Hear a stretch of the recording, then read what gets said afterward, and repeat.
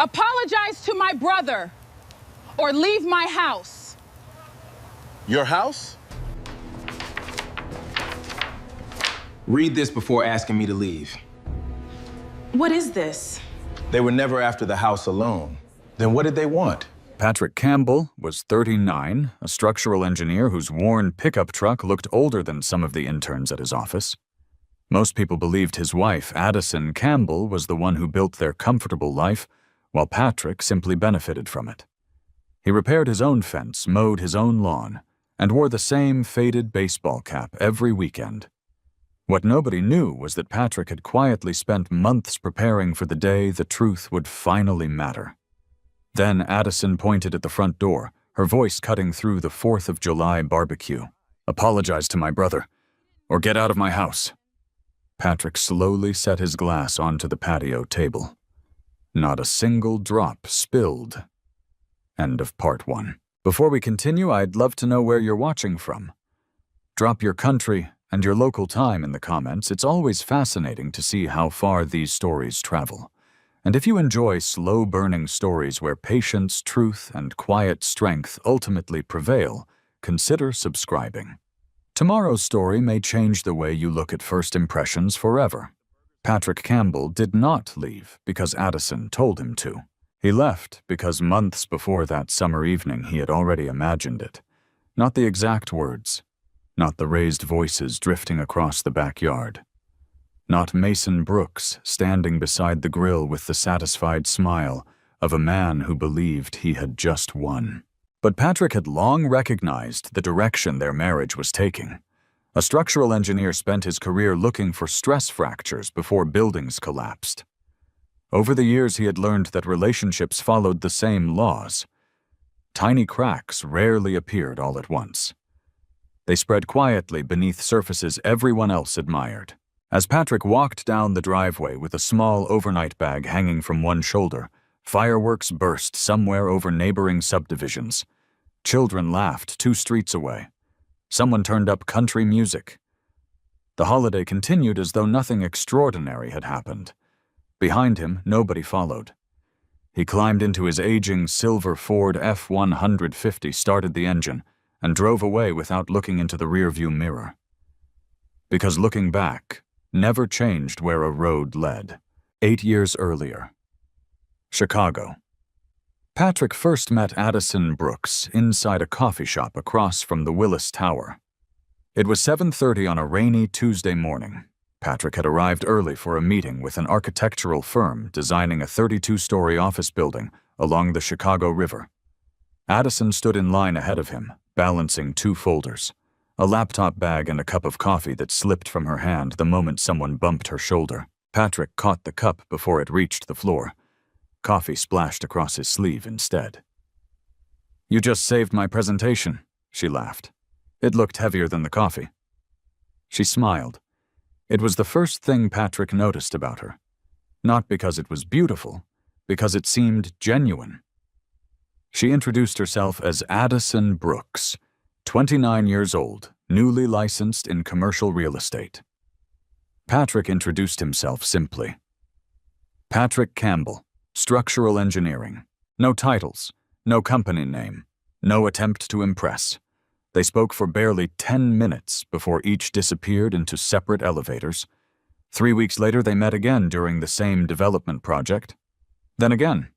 Then dinner. Then another dinner. Patrick discovered Addison possessed an energy he admired. She loved people. She remembered names. She could walk into a room filled with strangers and leave with business cards from everyone present. Patrick was the opposite.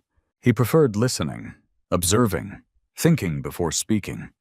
Friends often joked that together they completed each other's sentences. For several years, they truly did. The first apartment they rented sat above an old bakery in Lincoln Park. 900 square feet, 1 bedroom, windows that rattled every winter whenever Lake Michigan winds pushed through downtown. Patrick never complained. He repaired cabinet hinges himself, painted walls on weekends, installed floating shelves because Addison wanted more storage for client files, She worked 12-hour days trying to establish herself in Chicago's competitive luxury housing market. Patrick quietly supported every ambition. When Addison earned her first six-figure commission, Patrick surprised her with dinner overlooking Navy Pier. When she worried about failing, Patrick reminded her she never stopped working long enough to fail. When she questioned herself, he simply listened. He never competed with her success. He celebrated it. After 4 years of marriage, Addison accepted an offer from a prestigious brokerage in Naperville. The suburbs were booming: large executive homes, corporate relocations, luxury developments, better schools, more affluent clients. Patrick transferred to the Illinois regional office of his engineering firm with little hesitation. Within 18 months, they purchased what neighbors called one of the nicest homes in Ashwood Park. Nearly 5,000 square feet, stone exterior, large backyard, outdoor kitchen, swimming pool. To everyone outside the marriage, Addison appeared responsible for everything. She drove a new white Range Rover. Patrick continued driving the same pickup truck he'd owned for nearly 12 years. She wore designer suits. Patrick wore work boots. She attended charity galas. Patrick preferred repairing loose deck boards on Saturday mornings.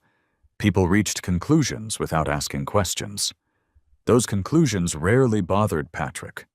He had never measured success through appearances. The person most fascinated by appearances was Mason Brooks, Addison's younger brother, 3 years younger. 10 times louder, Mason had started Brooks Elite Construction shortly after the pandemic housing boom. Within only a few years, expensive trucks bearing his company logo seemed to appear across every growing subdivision west of Chicago. New employees, new offices, luxury watches, weekend boating trips on Lake Geneva, photos filled social media. Success followed success. Or so everyone believed. Family dinners gradually revolved around Mason's stories. He talked about million-dollar contracts, celebrity clients, commercial expansions, vacation homes in Arizona. Every story grew slightly larger each time he told it. Robert Brooks listened with unmistakable pride. His son had become exactly the kind of confident businessman he admired. Linda smiled politely and served another helping of dinner. Addison looked increasingly impressed. Patrick mostly listened, not because he was uninterested, because numbers interested him more than stories. Mason frequently described projects Patrick knew should have required larger engineering teams, permits, concrete schedules, inspection phases, load calculations. Certain timelines simply did not add up. Patrick noticed. He said nothing. One autumn evening, Mason invited everyone to tour a nearly completed luxury subdivision outside Aurora. 48 homes, private walking trails, artificial lake, clubhouse. "The biggest project we've ever landed," Mason announced proudly. Patrick walked slowly through one unfinished property, while everyone admired marble countertops and vaulted ceilings. He paused near the basement stairwell. Fresh concrete, recently patched. The repair line extended almost 12 feet. Odd. Very odd. Patrick crouched beside the foundation wall. The texture changed halfway across the surface. Someone had corrected something. Recently. Construction errors happened every day. Nothing unusual about that. What interested Patrick was how quickly Mason redirected everyone upstairs the moment Patrick examined the repair. "No reason to waste time down there," Mason laughed. "Come see the kitchen." Patrick followed without argument, but he remembered exactly where that repair had been. Months passed. Holiday gatherings became larger. Mason became louder. Addison became busier. Patrick became quieter, not withdrawn, observant. One Thanksgiving, Mason casually mentioned replacing steel beams after an architect changed his mind. Patrick knew enough to realize architects could not simply alter structural steel after installation without extensive engineering review. Again, the story didn't fit. Another Christmas, Mason described finishing 14 luxury homes in less than 5 months. Patrick mentally calculated labor schedules. Impossible, unless inspections had been skipped or paperwork had been manipulated. He hoped he was wrong, very wrong. Because if his assumptions proved correct, the consequences would reach far beyond one construction company. People lived inside those homes. Families trusted those buildings. The first, unmistakable warning came in February. Patrick and Addison attended Robert Brooks's retirement celebration at a steakhouse overlooking the DuPage River. Near the end of dinner, Mason tapped his wine glass, and made an announcement. "I've got something huge." Everyone looked toward him. "Our company is launching the Fox River Estates development." He smiled proudly. 84 executive homes. The table erupted into applause. Champagne glasses clinked together. Robert nearly stood to hug his son. Even Addison looked overwhelmed. "This project is going to make all of us wealthy," Mason continued. "Darrenhams. I'm opening private investment opportunities before outside investors get involved." He began passing glossy brochures around the table, projected returns, architectural renderings, profit estimates. Everyone eagerly reached for them. Patrick accepted one without comment. His eyes moved across the first page, then the second, then the financing summary. One line stopped him cold. The engineering certification referenced a firm Patrick personally knew.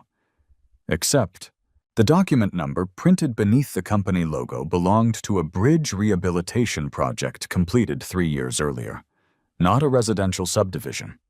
Someone had copied an existing certification, changed the project name, left the identification number untouched. Patrick closed the brochure. His heartbeat never changed. His expression never changed.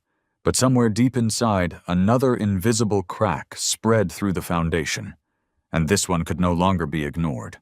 Patrick did not mention the duplicated engineering certification during the drive home. Addison sat in the passenger seat scrolling through messages from clients, while soft jazz played through the truck's aging speakers.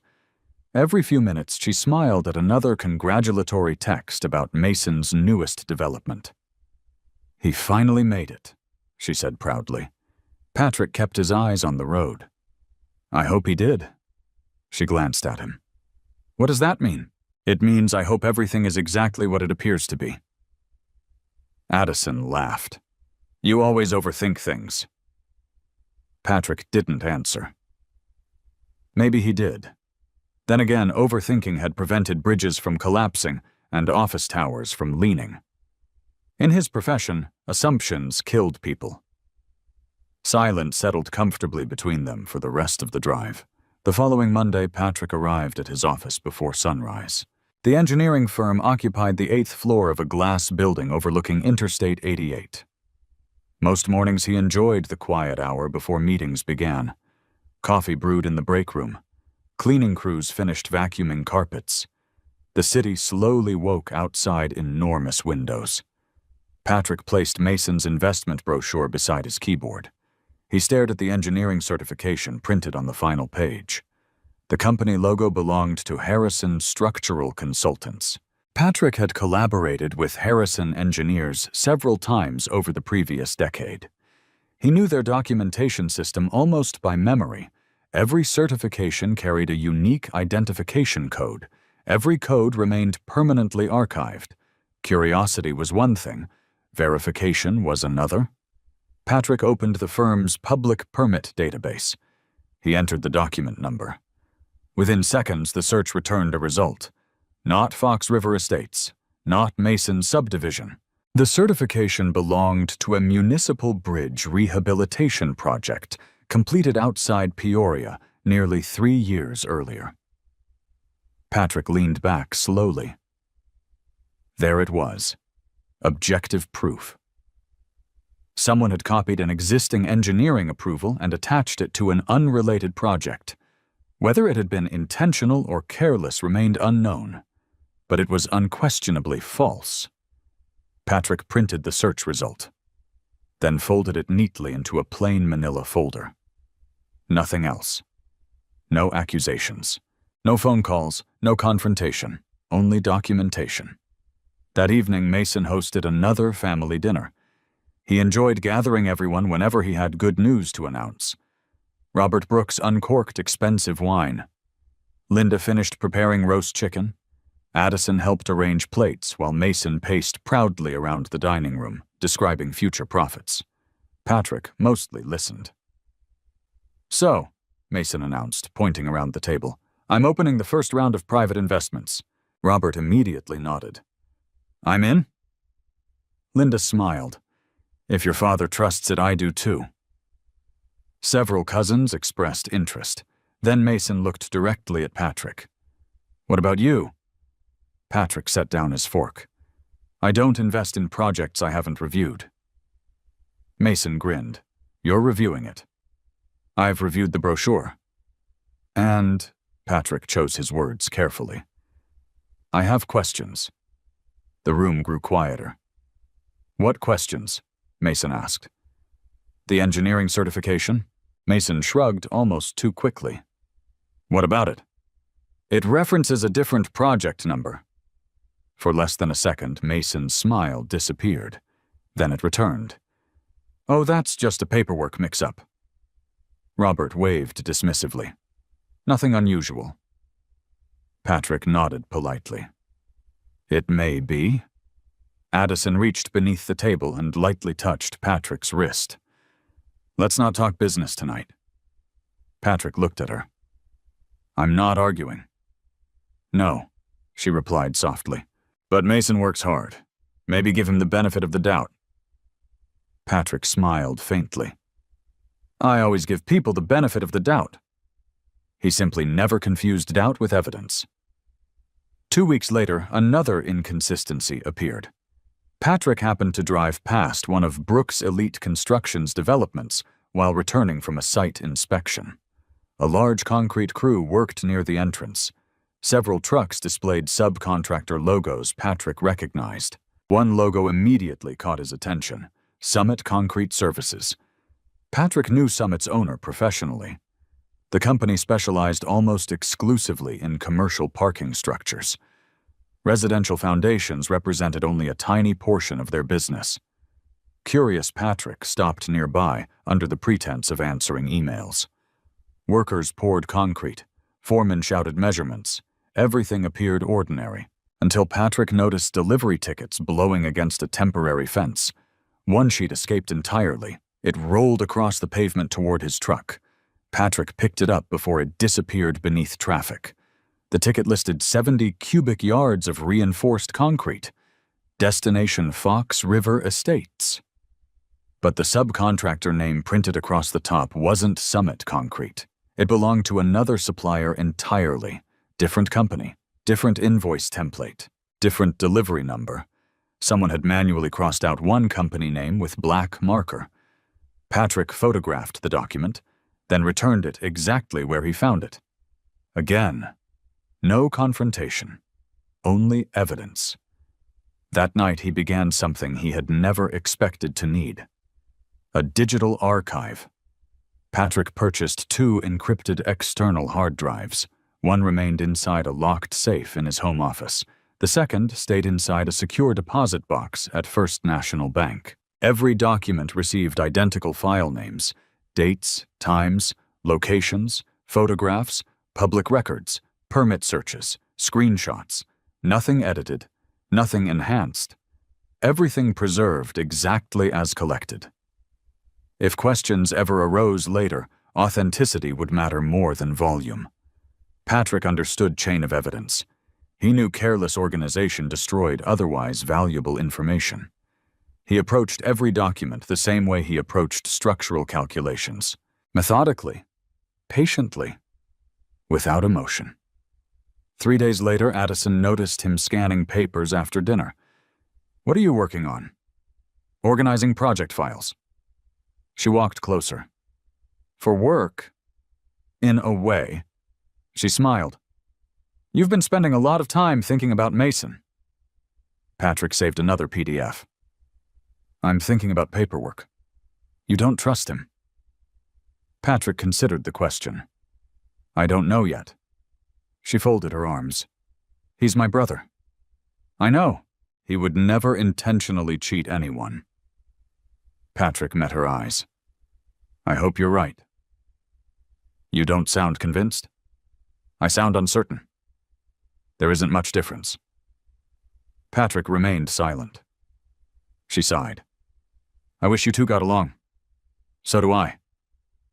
It was true. Patrick had never wanted conflict with Mason. He simply disliked unanswered questions. One Friday afternoon, Patrick received a call from an acquaintance at DuPage County's permitting office. The man wasn't a close friend, just someone Patrick had worked with for years. During casual conversation, the official mentioned Fox River Estates. Busy project, he said. Patrick replied carefully. I've heard. They've submitted revisions 3 times already. Patrick frowned slightly. 3. Actually, maybe 4. Structural revisions, mostly foundation adjustments. Patrick stared through his office window. Interesting. Why? No reason. The official laughed. You engineers always find something interesting. After hanging up, Patrick checked the permit database again. Revision 1. Revision 2. Revision 3. Revision 4. Each occurred within 6 weeks. That was highly unusual for a subdivision of that size. Major structural revisions after construction had already begun usually meant one of 2 things. The original engineering was inadequate, or construction had not followed approved plans. Neither possibility was reassuring. The following Sunday, Mason invited Patrick to inspect the newest model home. Since you're the expert, Mason joked. Patrick accepted. Not because Mason invited him, because declining would teach him nothing. They walked through unfinished hallways together. Mason talked continuously about future profits. Patrick listened. Near the rear wall, he noticed fresh drywall covering a section that had clearly been reopened. New screws, different paint texture, recently patched. What happened here? Patrick asked casually. Electrical issue. Patrick nodded. Then his eyes drifted downward. The baseboard had been removed and reinstalled. Tiny concrete dust still rested beneath the trim. Electrical repairs didn't leave concrete dust. Foundation work did. Patrick said nothing. Mason continued talking. The silence between Patrick's questions grew longer. For the first time, Mason seemed uncomfortable filling it. That evening, Patrick opened his archive again. Photographs, permit revisions, delivery tickets, engineering certification, public records. He enlarged each image individually, studied every date, every signature, every invoice number. Then he noticed something he had completely overlooked. The same project manager's signature appeared on 5 separate documents. Each signature looked slightly different, not naturally different, mechanically different, as though copied. Patrick placed all 5 pages side by side on his monitor. His pulse remained steady. Years of engineering had taught him one lesson above all others. Patterns mattered. Individual mistakes could be accidents. Repeated mistakes became systems. Patrick leaned back in his chair. For the first time since this investigation had quietly begun, one thought settled heavily into his mind. This was no longer about sloppy paperwork. Someone had built an entire business on documents that deserved far more scrutiny than anyone in the Brooks family seemed willing to give. Patrick slept only 4 hours that night. Not because he felt anxious, because his mind had settled into the calm rhythm that always appeared when a complicated problem demanded careful observation. Years earlier, during the inspection of a damaged parking garage in downtown Chicago, he had spent 3 consecutive nights reviewing structural calculations before identifying a hidden design flaw that everyone else had missed. The process was familiar. Slow down, observe, never assume. By 6 o'clock the following morning, he was already jogging through his neighborhood in Naperville. Summer sunlight filtered through rows of maple trees, while sprinklers hissed across perfectly trimmed lawns. Neighbors waved as they walked their dogs. Patrick smiled politely. Outwardly, nothing had changed. Inside, another piece of the puzzle had shifted. Repeated document irregularities, foundation revisions, copied signatures, altered engineering certifications. Individually, each problem could be explained away. Together, they formed a pattern. Patterns deserved attention. Later that afternoon, Addison called him. "Are you coming to Mason's office?" Patrick frowned slightly. "I didn't know I was invited." "He wants to show everyone the expansion plans." Patrick checked his calendar. "I'll stop by after my inspection." "You don't sound excited." "I'm curious." She laughed. "You engineers make curiosity sound like a medical condition." Patrick smiled to himself. "In my profession, curiosity pays the bills."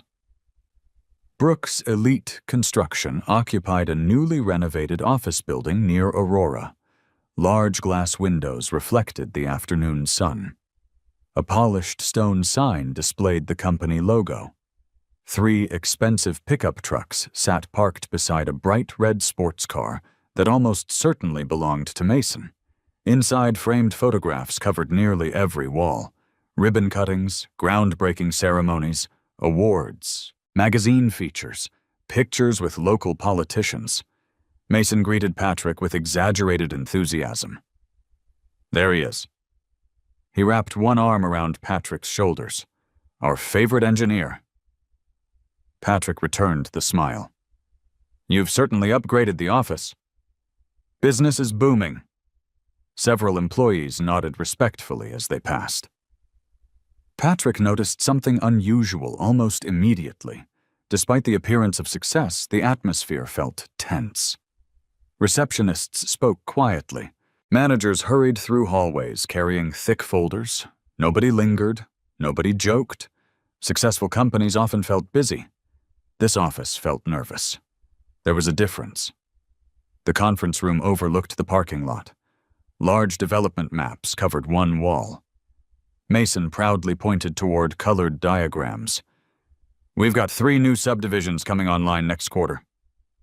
Robert whistled. "Incredible." Addison beamed with pride. Patrick studied the maps instead. One development displayed a construction schedule.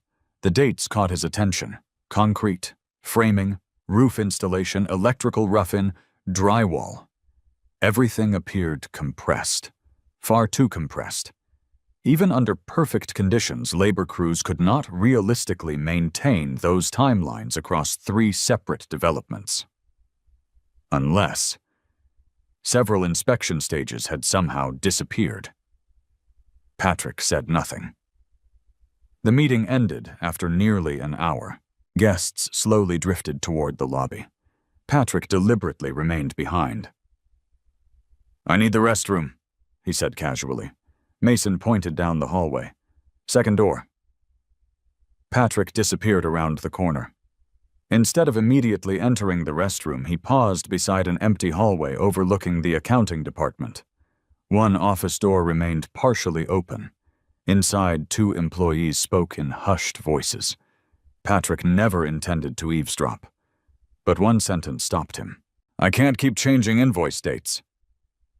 Another voice answered sharply. "You do what you're told." "But auditors?" "No one's auditing anything." Silence followed. Patrick quietly continued walking. He never looked toward the office again.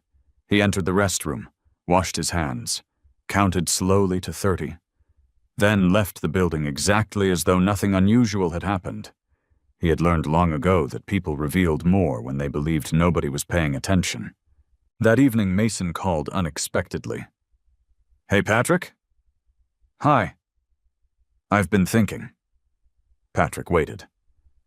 "I know we've had a few disagreements. I wouldn't call them disagreements." "No. No. What would you call them?" "Questions." Mason laughed. "Fair enough." Another pause. "I've got a favor." Patrick leaned back in his chair. "What kind of favor?" I need someone trustworthy to look over a retaining wall issue on one of my developments. Patrick answered without hesitation. I'd be happy to inspect it. Mason sounded relieved. Great. When? Tomorrow morning. Patrick wrote down the address. After ending the call, he sat quietly for several moments. Interesting. Very interesting. Either Mason genuinely wanted professional advice, or he wanted Patrick to see something. Patrick intended to discover which. The development stood on the edge of an expanding subdivision west of Naperville. Bulldozers moved dirt across empty lots. Concrete trucks rumbled through temporary roads. Workers carried lumber beneath the July heat.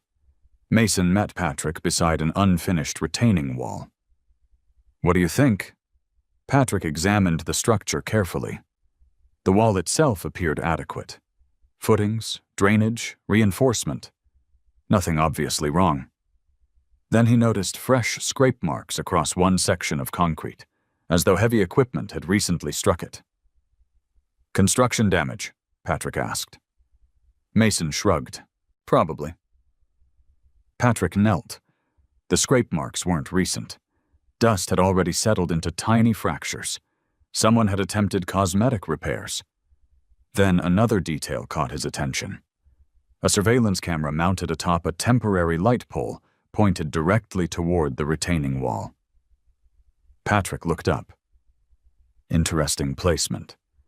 Construction cameras usually monitored entrances, equipment yards, material storage, not isolated retaining walls, unless someone expected an incident there. Patrick memorized the camera's position. Around noon, Mason invited everyone working nearby to lunch from a local barbecue restaurant. Crews gathered beneath temporary tents.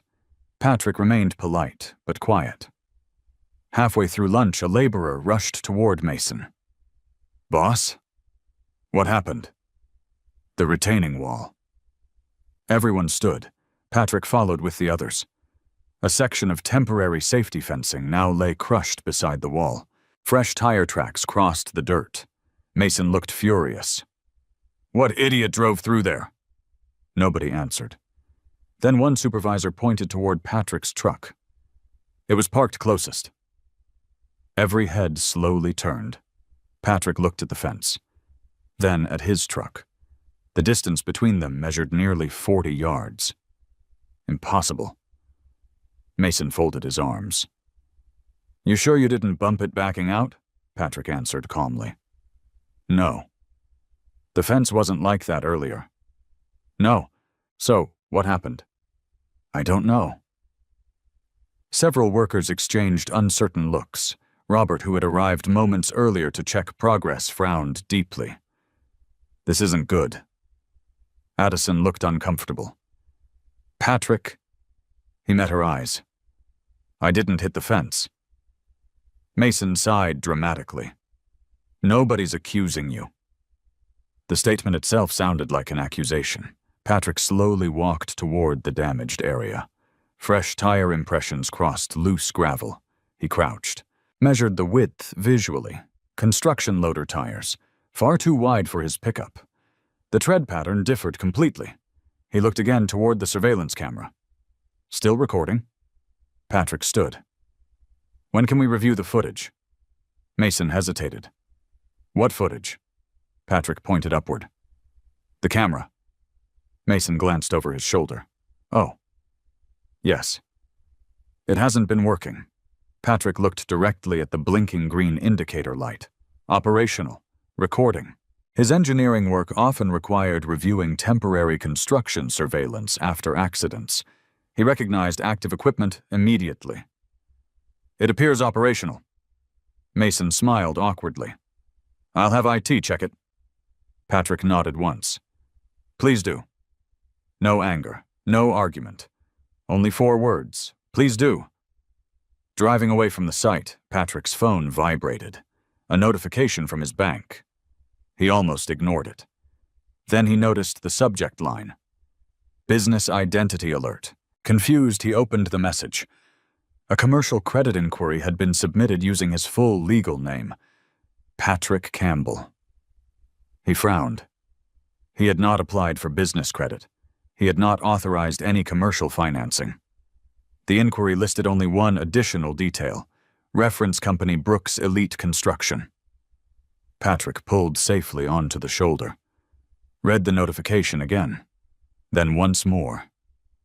His heartbeat remained steady. Someone had just connected his identity to a financial transaction he knew absolutely nothing about. He took a screenshot, saved the email, forwarded it to his encrypted archive. Then, without making a single phone call to Mason or Addison, he opened his contacts. One name appeared near the top: Victoria Hayes. He pressed call. Victoria Hayes answered on the second ring. Patrick. Her voice carried the calm confidence of someone who had spent 2 decades navigating courtrooms where emotions rarely mattered as much as evidence. It's been a while. It has. What happened? Patrick pulled back onto the highway before speaking. I need legal advice. There was a brief pause. You've never called me for legal advice. I know. Are you safe? Yes. Is this about work? No. Another pause. Can you meet this afternoon? Patrick checked the dashboard clock. I can be downtown by 4. My office. I'll be there. She ended the call without asking another question. Victoria knew Patrick well enough to understand that if he requested a meeting without explanation, something significant had happened. Patrick first met Victoria Hayes 6 years earlier. A large commercial parking structure outside Joliet had developed dangerous structural cracks only months after opening. Construction companies blamed engineers. Engineers blamed subcontractors. Insurance companies blamed everyone. Patrick had served as the lead structural investigator. Victoria represented the engineering firm. During depositions, Patrick noticed something unusual. Most expert witnesses tried to sound impressive. Victoria asked only simple questions, clear, precise, impossible to misunderstand. She never interrupted, never raised her voice. When opposing counsel attempted to pressure Patrick into speculation, Victoria calmly objected. Answer only what you know. Patrick remembered appreciating that sentence. Answer only what you know. Since then, they had remained occasional professional acquaintances, not close friends, but they trusted each other. At exactly 4 o'clock, Patrick entered Victoria's office overlooking the Chicago River. Floor-to-ceiling windows framed the skyline. Bookshelves lined one wall. Family photographs occupied another. Victoria greeted him with a firm handshake. You look tired. I slept. But not much. No. She motioned toward a conference table. Tell me everything. Patrick removed a thick manila folder from his briefcase, then another, then a portable encrypted hard drive. Victoria raised an eyebrow. You've been busy. I organized everything chronologically. I expected nothing less. For nearly 2 hours, Patrick explained every event: the duplicated engineering certification, the permit revisions, the altered delivery ticket, the copied signatures, the suspicious conversation outside the accounting office, the damaged safety fence, the inactive camera that appeared active, the commercial credit inquiry. He never exaggerated, never guessed. Whenever Victoria asked whether he knew something or merely suspected it, Patrick answered carefully. I know this. I suspect that. I cannot prove the rest. She appreciated the distinction. Many clients blurred the line. Patrick refused to. When he finished speaking, Victoria remained silent for nearly a minute. Finally, she leaned back. You've done something most people never do. What? You documented facts before confronting anyone. Patrick shrugged slightly. I didn't think confrontation would help. It wouldn't. She tapped the folders. But this might. Victoria opened the first folder. She examined every document carefully, page by page, date by date. Occasionally, she wrote notes on a yellow legal pad. After nearly 30 minutes, she stopped. Has anyone besides me seen this? No. Not Addison, no. Mason, no. Good. Patrick frowned slightly. Good. The moment people know they're under scrutiny, documents disappear. Patrick nodded. He had considered that possibility. I made backups. How many? 3? Victoria smiled faintly. Of course you did. One stays in a safe. Good. One in a bank deposit box. Excellent. And one encrypted cloud archive. Victoria looked impressed. I usually have to convince clients to preserve evidence. Patrick answered quietly. I'm an engineer. I noticed. Victoria opened her laptop. Let's discuss the commercial credit inquiry. Patrick forwarded the bank notification. She examined the email. This concerns me more than the paperwork.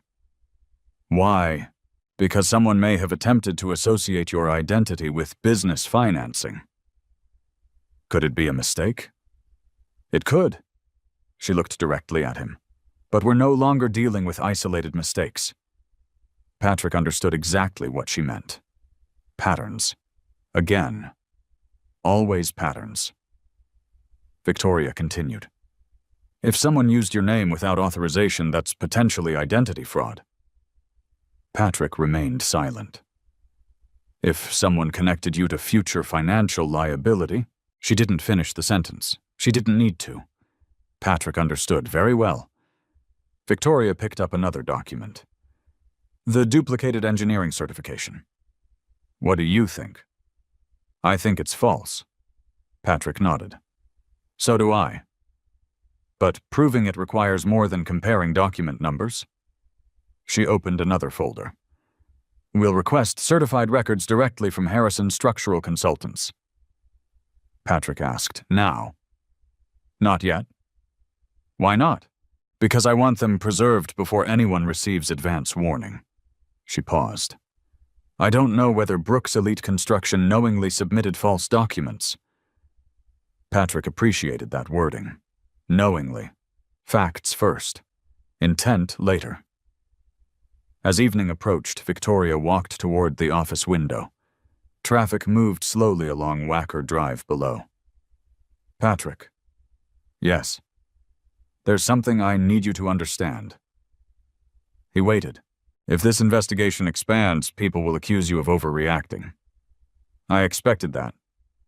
They'll say you're jealous? I know. They'll claim you're trying to damage your brother-in-law. Patrick looked out at the river. I can't control what people say. No. You can't. She turned toward him. But you can control what you document. Patrick nodded once. I intend to. The following morning, Patrick returned to work. He deliberately resumed his normal routine. Project meetings, blueprint reviews, construction inspections. Nothing changed, at least on the surface. Meanwhile, every unusual event received another entry inside his archive. Time, date, description, supporting documents, photographs. Nothing emotional, nothing speculative, only facts. 3 days later, another bank notification arrived. This one appeared different. Unauthorized access attempt detected. Someone had attempted to reset the password on Patrick's business banking profile. He immediately contacted the fraud department. After confirming his identity, the representative sounded puzzled. Mr. Campbell. Yes. Our records show someone called yesterday requesting additional account permissions. I didn't. We declined because security verification failed. Patrick thanked her, ended the call, saved the call summary. Another document entered the archive. That evening, Addison found him reviewing financial statements. She sighed. You're working again. Patrick closed the folder. Just organizing paperwork. You've been saying that for weeks. I know. She hesitated. Can I ask you something? Of course. Do you trust Mason? Patrick looked at her for several seconds. I don't know. You keep saying that. Because it's true. She sat beside him. I've known him my entire life. I know. He's impulsive. He brags. He spends too much. But he's not a criminal. Patrick studied her expression. She genuinely believed it. That realization saddened him more than it comforted him. He reached for her hand. I hope you're right. She squeezed his fingers. I wish you'd stop looking for problems. Patrick smiled faintly. I'm not looking for them. They keep finding me. The following Monday, Patrick arrived at a commercial renovation site outside Elgin. During lunch, his phone rang. Unknown number. He answered. Patrick Campbell. Silence. Then breathing, heavy, intentional. Finally, a man's voice. You should mind your own business. Patrick didn't respond. You hear me? I hear you. Another pause. Stop asking questions. The call disconnected. Patrick lowered the phone slowly. No caller identification. No recording. No proof beyond the call log itself. He took a screenshot anyway. Added the exact time to his notes. Then continued eating lunch. His pulse never accelerated. Construction workers nearby laughed over sandwiches. Concrete pumps continued operating. Life moved forward. Yet someone now knew he was asking questions. That evening, Victoria called. I've got something. Patrick listened. I quietly checked public corporate filings. And there are at least 7 limited liability companies connected to Brooks Elite Construction. 7. Possibly more. Patrick frowned. Mason only mentioned 1. Victoria's voice became more serious. Some companies own equipment. Some own land. Some exist only on paper. Patrick stared at the notebook lying open before him. What does that mean? It means we're probably not looking at bookkeeping mistakes anymore. She hesitated. I think someone has built a very complicated financial structure. Patrick asked the question that had slowly formed in his mind over the past several weeks. Could it be money laundering? Victoria answered carefully. I don't know. But I know someone who does. Who? A financial crimes investigator. Patrick recognized the importance immediately. What kind of investigator? The kind who follows money instead of people. She paused before saying the name. Grant Sullivan. Patrick wrote it down. For the first time since this quiet investigation had begun, he realized the evidence had grown beyond engineering. Concrete cracks, forged signatures, permit revisions, false certifications, unauthorized financial activity, anonymous threats. Each piece pointed in a different direction. Yet somehow, they all appeared connected by the same invisible foundation. And Patrick intended to discover exactly who had built it. Patrick had heard the name Grant Sullivan before. Not through social circles, not through family. His reputation traveled through engineers, attorneys, forensic accountants, and insurance investigators. Whenever complex financial records disappeared behind layers of corporations and shell companies, Grant Sullivan had a reputation for finding the people who truly controlled the money. Patrick had never expected to need someone like him. Yet here he was. Victoria arranged the meeting for Wednesday morning. Grant's office occupied the 4th floor of an unremarkable brick building in downtown Chicago. There was no polished marble lobby, no oversized company logo, and no expensive artwork decorating the walls. The simplicity seemed intentional. People who worked with sensitive financial investigations rarely advertised themselves. Patrick appreciated that. Grant Sullivan greeted them personally. He stood 6 feet tall, with neatly trimmed gray hair and sharp blue eyes that seemed to notice details without appearing intrusive. You must be Patrick. Patrick shook his hand. Thank you for meeting with me. Grant smiled politely. Victoria rarely tells me to clear my schedule. He looked toward her. When she does, I listen. The 3 of them entered a private conference room.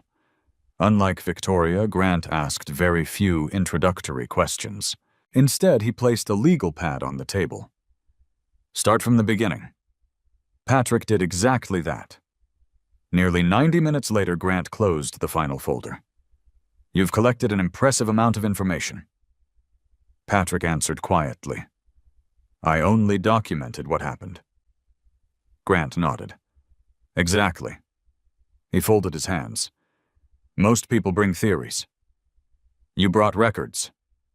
Patrick remained silent. Grant continued. I have one question. Go ahead. Have you searched beyond public corporate records? No. Good. Patrick looked at him curiously. I didn't know where to begin. You shouldn't. Grant leaned forward. That's where people accidentally cross legal boundaries. Patrick appreciated the advice. Every step mattered. Evidence obtained improperly often became useless. Grant opened his laptop. Within seconds, several public business databases appeared on the screen. He typed Brooks Elite Construction, then another company, then another. Patrick watched carefully. One corporation owned construction equipment, another owned vacant land, another managed property leasing, another appeared to provide consulting services, yet another existed only as a registered business address with no employees listed publicly. Grant turned the screen toward Patrick. What do you notice? Patrick studied the chart. The directors overlap. Grant smiled. They do. The registered addresses repeat. They do. The companies loan money to each other. Grant nodded again. Very good. Patrick frowned. Is that illegal? No. Grant answered immediately. Thousands of legitimate businesses operate through multiple entities. He paused. The question isn't whether they exist. It's why they exist. Grant clicked another file. A diagram appeared. Circles connected by arrows. Money flowed between corporations before returning to the original company. Patrick followed each line carefully. It looks complicated. Grant smiled. It is. Intentionally. Usually. Patrick looked again. As an engineer, this reminds me of someone building unnecessary support beams. Grant laughed softly. That's actually a good comparison. When structures become more complicated than necessary, I ask why. Grant nodded. I ask the same question about money. Victoria interrupted. Patrick received a commercial credit inquiry using his identity. Grant's expression immediately changed. That interests me. He read the notification twice. Have you authorized any guarantees? No. Signed any partnership agreements? No. Invested? No. Grant wrote several notes. Then someone may have anticipated involving you in future financing. Patrick asked the obvious question. Why me? Grant answered carefully. Because you're credible. Patrick frowned. I don't understand. Grant leaned back. You're a licensed structural engineer. You have an excellent financial history. No lawsuits. No bankruptcies. No criminal record. If your name appears alongside business financing, lenders naturally assume credibility. Patrick absorbed the explanation slowly. The realization unsettled him. Someone had not merely attempted identity fraud. Someone might have wanted to borrow his reputation, Grant spent another hour examining Patrick's archive. Eventually, he stopped at the copied engineering signatures. Who noticed these? I did. How? Patrick enlarged the files. The signatures repeat identical pressure marks. Grant looked surprised. You saw that? Patrick nodded. They're not naturally written. Grant smiled. I've worked with forensic document examiners who miss details like this. Patrick shrugged. I compare engineering drawings every day. Tiny inconsistencies often prevented catastrophic failures. The habit had become second nature. Before the meeting ended, Grant closed every folder. I'll tell you exactly where we stand. Patrick listened carefully. I don't have enough evidence to accuse anyone of financial crimes. Patrick expected that answer. But, Grant continued, I have enough irregularities to justify looking much closer. Victoria nodded in agreement. Patrick asked, What should I do? Grant answered immediately, Absolutely nothing different. Patrick blinked. Nothing. Continue your normal life. Continue documenting. Continue saying very little. Grant looked directly into his eyes. If someone is making mistakes, they'll continue making them. Patrick recognized the principle instantly. Pressure often caused structural failures. Perhaps it caused human failures as well. 3 days later, the Campbell family gathered for Robert Brooks's 65th birthday. The celebration filled the backyard with relatives, neighbors, and longtime friends. Children chased each other across the lawn. Music drifted through outdoor speakers. Smoke rose from Mason's oversized grill. To everyone else, it looked like a perfect summer evening. Patrick carried a tray of drinks onto the patio. Almost immediately, Mason approached him. You've been busy lately. Patrick smiled politely. Work usually keeps me busy. I heard you've been asking questions. Patrick met his eyes. I ask questions every day. Mason laughed. You know what I mean. Patrick didn't answer. The silence lasted long enough to become uncomfortable. Finally, Mason slapped him lightly on the shoulder. Relax. We're family. Patrick watched him walk away. Family. The word sounded different now. Later that evening, Robert joined Patrick near the edge of the yard. You and Mason okay? Patrick looked toward the barbecue. We've never had any serious problems. Robert sighed. He says you don't trust him. Patrick chose his response carefully. I don't know enough to trust or distrust anyone. Robert looked confused. That sounds complicated. It isn't. I simply prefer facts. Robert nodded slowly. You've always been like that. Patrick smiled faintly. My profession encourages it. Robert placed one hand on Patrick's shoulder. Mason sometimes talks before he thinks. I know. But he's a good man. Patrick looked at the older man.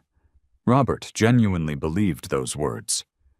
Patrick wondered whether belief alone could blind someone to obvious warning signs. He hoped not. As dusk settled across the neighborhood, Patrick wandered toward the front driveway to take a phone call from a project manager. While speaking, he noticed an unfamiliar black SUV parked across the street. The engine remained running. Darkly tinted windows concealed the occupants. Patrick finished his conversation. When he looked again, the SUV remained exactly where it had been. 5 minutes passed. Still there. 10 minutes. Still there. Then Mason walked outside, carrying a garbage bag. The SUV slowly pulled away. Patrick watched until it disappeared around the corner. Perhaps it meant nothing. Perhaps it meant everything. He recorded the license plate from memory before entering the house again. The following Monday, Grant called. I checked the plate. Patrick stopped walking. And it belongs to a rental company. Can you identify the driver? Not without additional legal process. Patrick nodded. So we wait. For now. Grant hesitated. There is something else. Patrick sensed the change in his voice. What? I reviewed property ownership records connected to the Campbell Property Trust. Patrick frowned. My trust? Yes. Grant paused. Who told you about the trust? My grandfather's attorney. Benjamin Foster. Correct. Grant became quiet. Interesting. What is... The trust has received 3 anonymous information requests during the past month. Patrick's expression hardened. Information requests? Someone has been asking who ultimately controls the trust. Patrick understood immediately. Very few people knew the house legally belonged to the Campbell Property Trust. Even Addison believed they had purchased it together years earlier. Grant continued. The requests were denied. But someone is trying very hard to discover who owns your assets. Patrick slowly closed his notebook. For weeks, he believed he had been quietly investigating Mason. Now another possibility emerged. Perhaps someone had been quietly investigating him at exactly the same time. Patrick barely slept that night. Not because he feared what Grant had discovered, because one question refused to leave his mind. Why would anyone investigate the Campbell Property Trust? Very few people even knew it existed. His late grandfather had established the trust years before Patrick inherited control. Benjamin Foster had always insisted that privacy protected families from unnecessary attention. At the time, Patrick assumed the attorney was simply cautious. Now he wondered whether Benjamin had anticipated something very different. The next morning, Patrick drove to Benjamin Foster's law office. Unlike Victoria's modern downtown practice, Benjamin's office occupied a restored 19th-century brick building in Naperville. Dark oak shelves stretched from floor to ceiling. Leather-bound legal volumes filled every wall. The office smelled faintly of polished wood and old paper. Benjamin stood as Patrick entered. "Good morning." Patrick shook his hand. "I appreciate you seeing me without an appointment." Benjamin smiled. "You've never asked for anything unnecessary." They sat across from one another. Patrick placed a notebook on the desk. "I have several questions." Benjamin immediately noticed Patrick's serious expression. "Something has happened." Patrick nodded. "Someone has been trying to identify the beneficiary of the Campbell Property Trust." Benjamin's smile disappeared. "Who told you?" "Grant Sullivan." Benjamin slowly removed his glasses. "I was hoping you would never need to know that." Patrick frowned. "Know what?" Benjamin remained silent for several moments. Finally, he spoke. "The trust has attracted attention before." Patrick stared at him. "Before?" Benjamin nodded. "Twice." Patrick leaned forward. "When?" "The first inquiry arrived about 18 months ago." "I never heard about it." "I intentionally kept it from you." "Why?" "Because anonymous requests happen." Benjamin folded his hands. "Most disappear." Patrick listened carefully. "The second request came approximately 6 months later." "And now there have been 3 more." Benjamin nodded. "Correct." Patrick asked quietly, "Who made them?" "I don't know." "They were submitted through different law firms."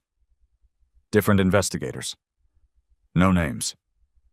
Patrick thought carefully. Someone had been searching for the trust long before he began questioning Mason. That changed everything. Benjamin unlocked a small filing cabinet. He removed a thick folder labeled simply Campbell Property Trust. Patrick had seen the folder before during estate planning meetings, never in this level of detail. Benjamin carefully opened it. "The trust owns your residence." Patrick nodded. "I know." "It also owns the adjacent undeveloped parcel." Patrick looked surprised. "I didn't know that." "You weren't supposed to need that information yet." Benjamin continued turning pages. "It also controls several long-term investment accounts." Patrick remained silent.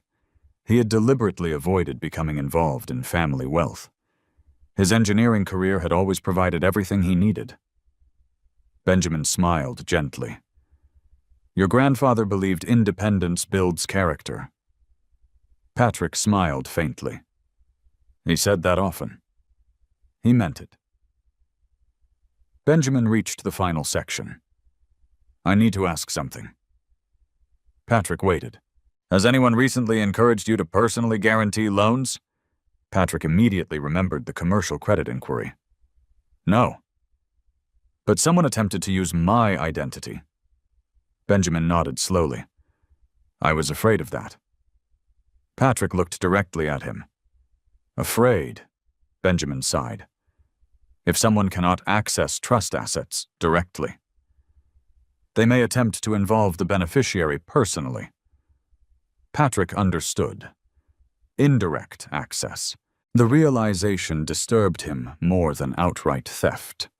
Someone appeared willing to construct a legal path toward his assets without his knowledge. Benjamin closed the file. I recommend one precaution. What? Don't sign anything. Patrick smiled slightly. I rarely do.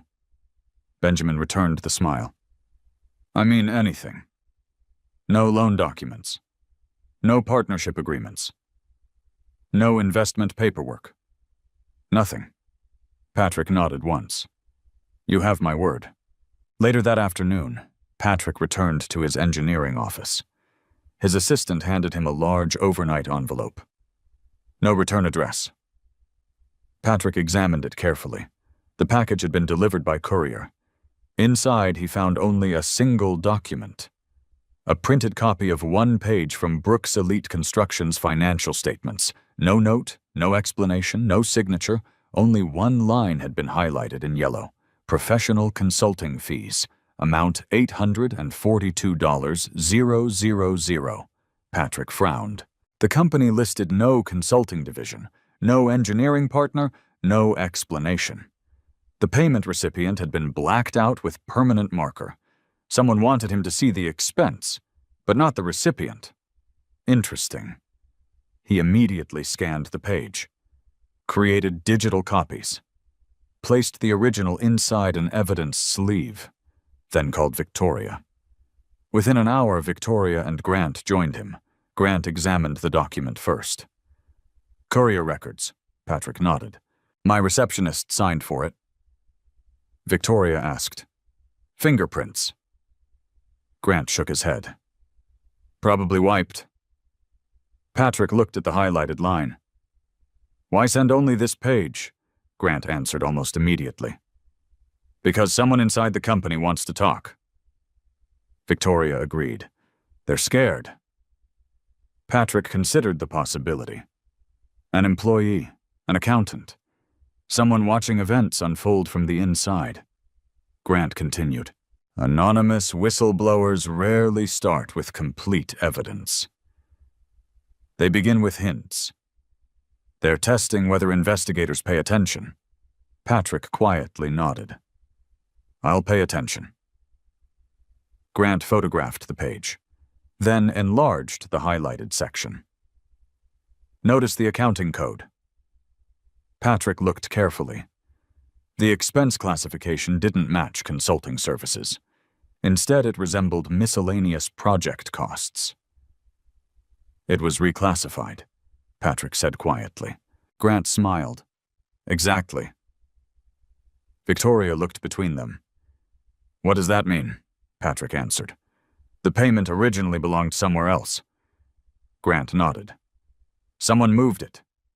Why? Patrick asked. Grant leaned back. That's the million-dollar question. The following Friday, Mason unexpectedly visited Patrick's office. Reception called first. Your brother-in-law is here? Patrick thanked her. Send him in. Mason entered carrying 2 coffee cups. I figured we should catch up. Patrick accepted one politely. Thank you. They sat across from each other. Mason glanced around the office. I always forget how simple engineers live. Patrick smiled. I like simple. Mason laughed. You really do. Several seconds passed. Finally, Mason spoke. I've been thinking. About our families. Patrick remained quiet. We've had misunderstandings. Patrick answered carefully. I don't remember arguing. No, but things have felt different. Patrick watched him closely. Mason's confidence appeared slightly forced. For the first time, Patrick noticed small signs of fatigue beneath his eyes. Sleepless nights, stress, pressure. Interesting. Mason reached into his briefcase. I actually came because I need advice. Patrick waited. Mason placed several architectural renderings on the desk. We're bidding on a mixed-use commercial project. Patrick studied the drawings. They appeared professionally prepared. What kind of advice? I need someone I trust to review the structural concept. Patrick slowly turned another page. I thought your engineering consultant handled that. They're overloaded. Patrick didn't answer immediately. Something felt wrong, very wrong. The proposed agreement attached to the drawings caught his attention.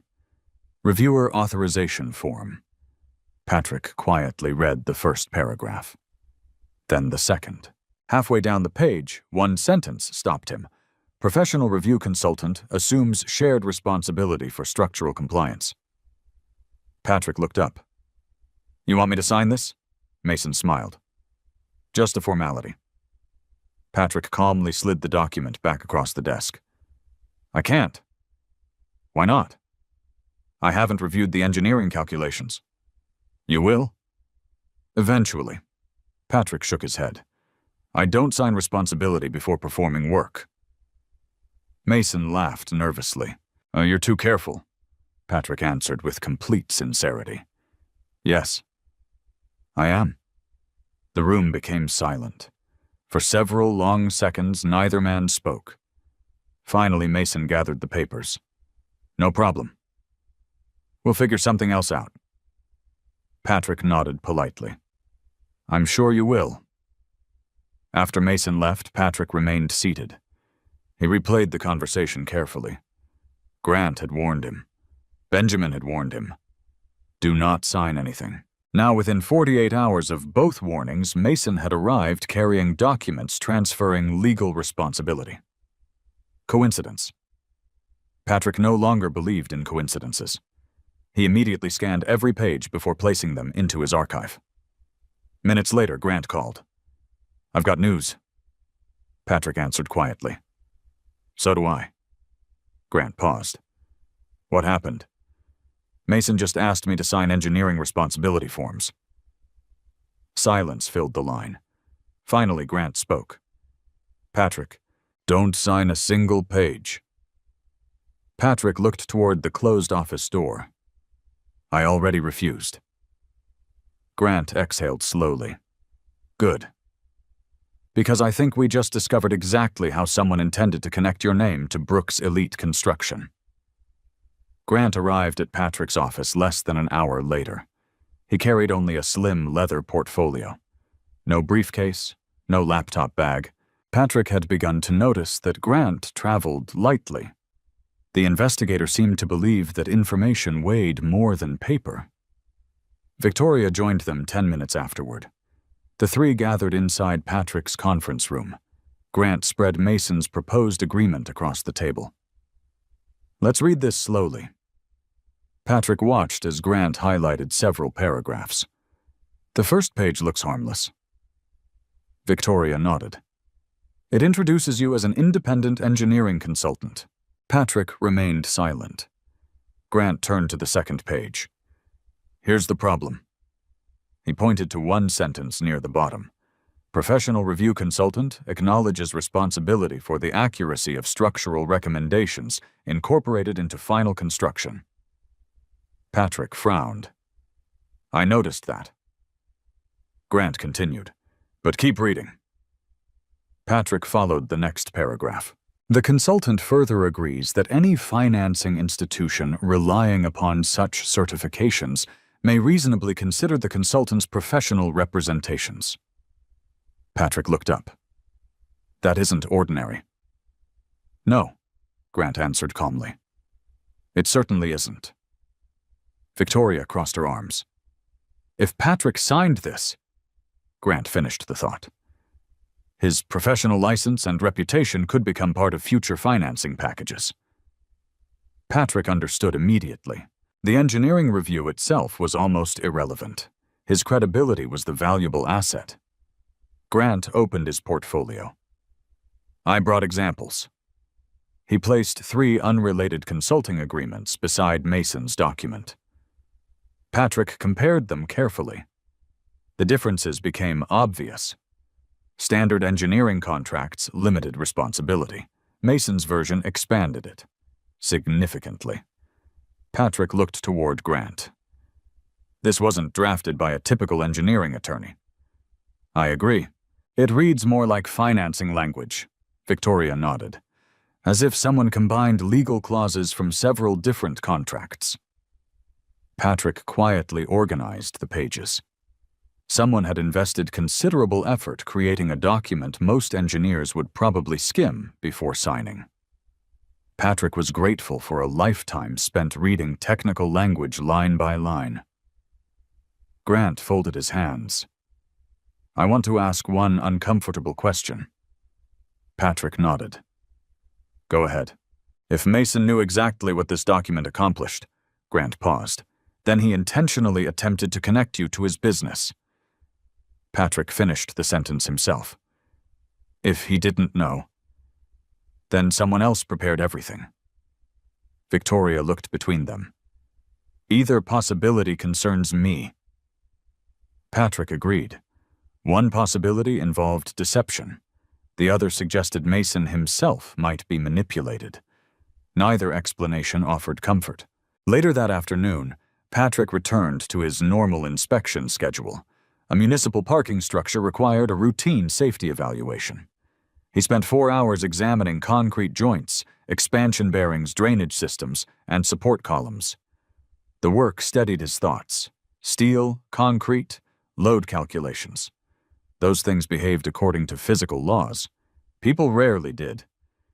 As he completed the inspection, his phone vibrated. Addison. Hi. Are you working late again? A little. She hesitated. Mason stopped by the house. Patrick waited. He seemed upset. What did he say? He asked why you refused to help him. Patrick chose his words carefully. I wasn't comfortable signing paperwork I hadn't reviewed. Silence. Then Addison sighed. He said you embarrassed him. Patrick looked across the parking structure. I didn't intend to. I know. But he's angry. Patrick answered quietly. I can't control that. That evening, Patrick arrived home shortly before sunset. Addison sat on the back patio overlooking the yard. 2 glasses of iced tea rested on the table. She handed him one. I miss when things were simple. Patrick sat beside her. So do I. She looked toward the flower garden. Can I ask something? Always. Are you hiding something from me? Patrick felt the question settle heavily between them. He never lied. He had promised himself that years ago, but neither could he compromise an active investigation without evidence. I'm trying to understand several things. She looked directly into his eyes. About Mason? Partly. About us? Patrick reached across the table and gently held her hand. Never about us. She smiled weakly. I want to believe that. Patrick squeezed her hand. You can. For several minutes, they simply watched the evening light fade across the yard. Patrick wished life could remain suspended inside moments like this. Quiet, honest, simple. Instead, facts continued pulling him toward uncomfortable truths. The following morning, Benjamin Foster called unexpectedly. Patrick? Good morning. I've been reviewing historical trust correspondence. Patrick immediately sensed something important. What did you find? One of the anonymous inquiries from last year contained a mistake. Patrick frowned. What kind of mistake? Benjamin answered carefully. The sender referenced your house by its street address. So, the trust never uses the street address. Patrick understood immediately. Only someone already familiar with the property would identify it that way. Benjamin continued. That suggests whoever submitted the inquiry already knew exactly which property belonged to the trust. Patrick's thoughts raced. Someone had not been searching blindly. They had been confirming information very different. Patrick forwarded Benjamin's observations to Grant. Within 30 minutes, Grant called back. This changes the timeline. How? I originally believed someone discovered your trust while investigating financial opportunities. And now, I think someone learned about your property first, then began searching for the owner. Patrick stared through his office window. That sequence made much more sense. Someone wanted the house. Only afterward did they discover the legal ownership remained hidden behind the trust. Grant requested another meeting. This time he brought several county property maps. Patrick immediately recognized the surrounding neighborhood. Grant pointed toward vacant land adjacent to Patrick's residence. You knew the trust owned this parcel. I learned yesterday. Grant nodded. Look farther out. Patrick studied the map. Several nearby properties had changed ownership during the previous 3 years. One belonged to an investment company, another to a development partnership, another to a holding corporation. Grant circled each one. Notice anything? Patrick examined the ownership records. They all purchased land around us.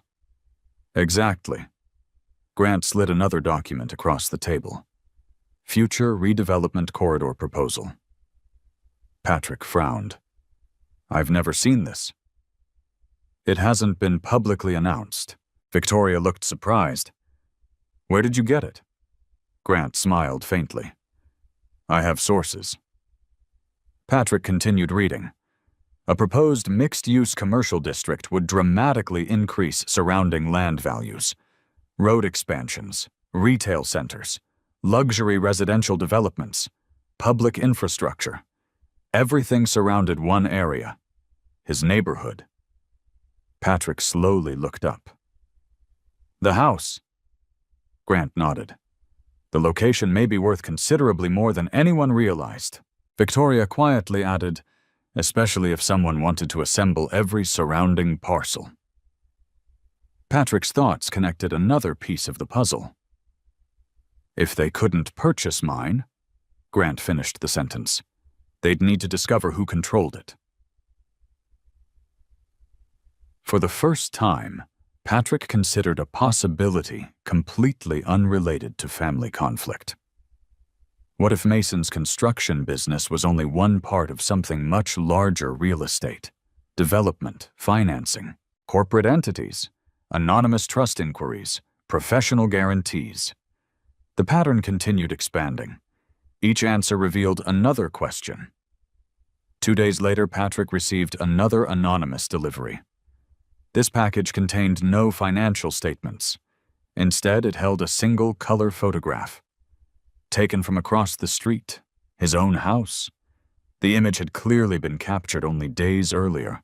Someone had circled the front porch with a red marker. On the back, only 6 typed words appeared. You already own the missing piece.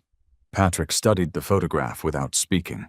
His pulse remained steady, his breathing unchanged. He carefully placed the picture inside a protective evidence sleeve. Then he reached for his phone.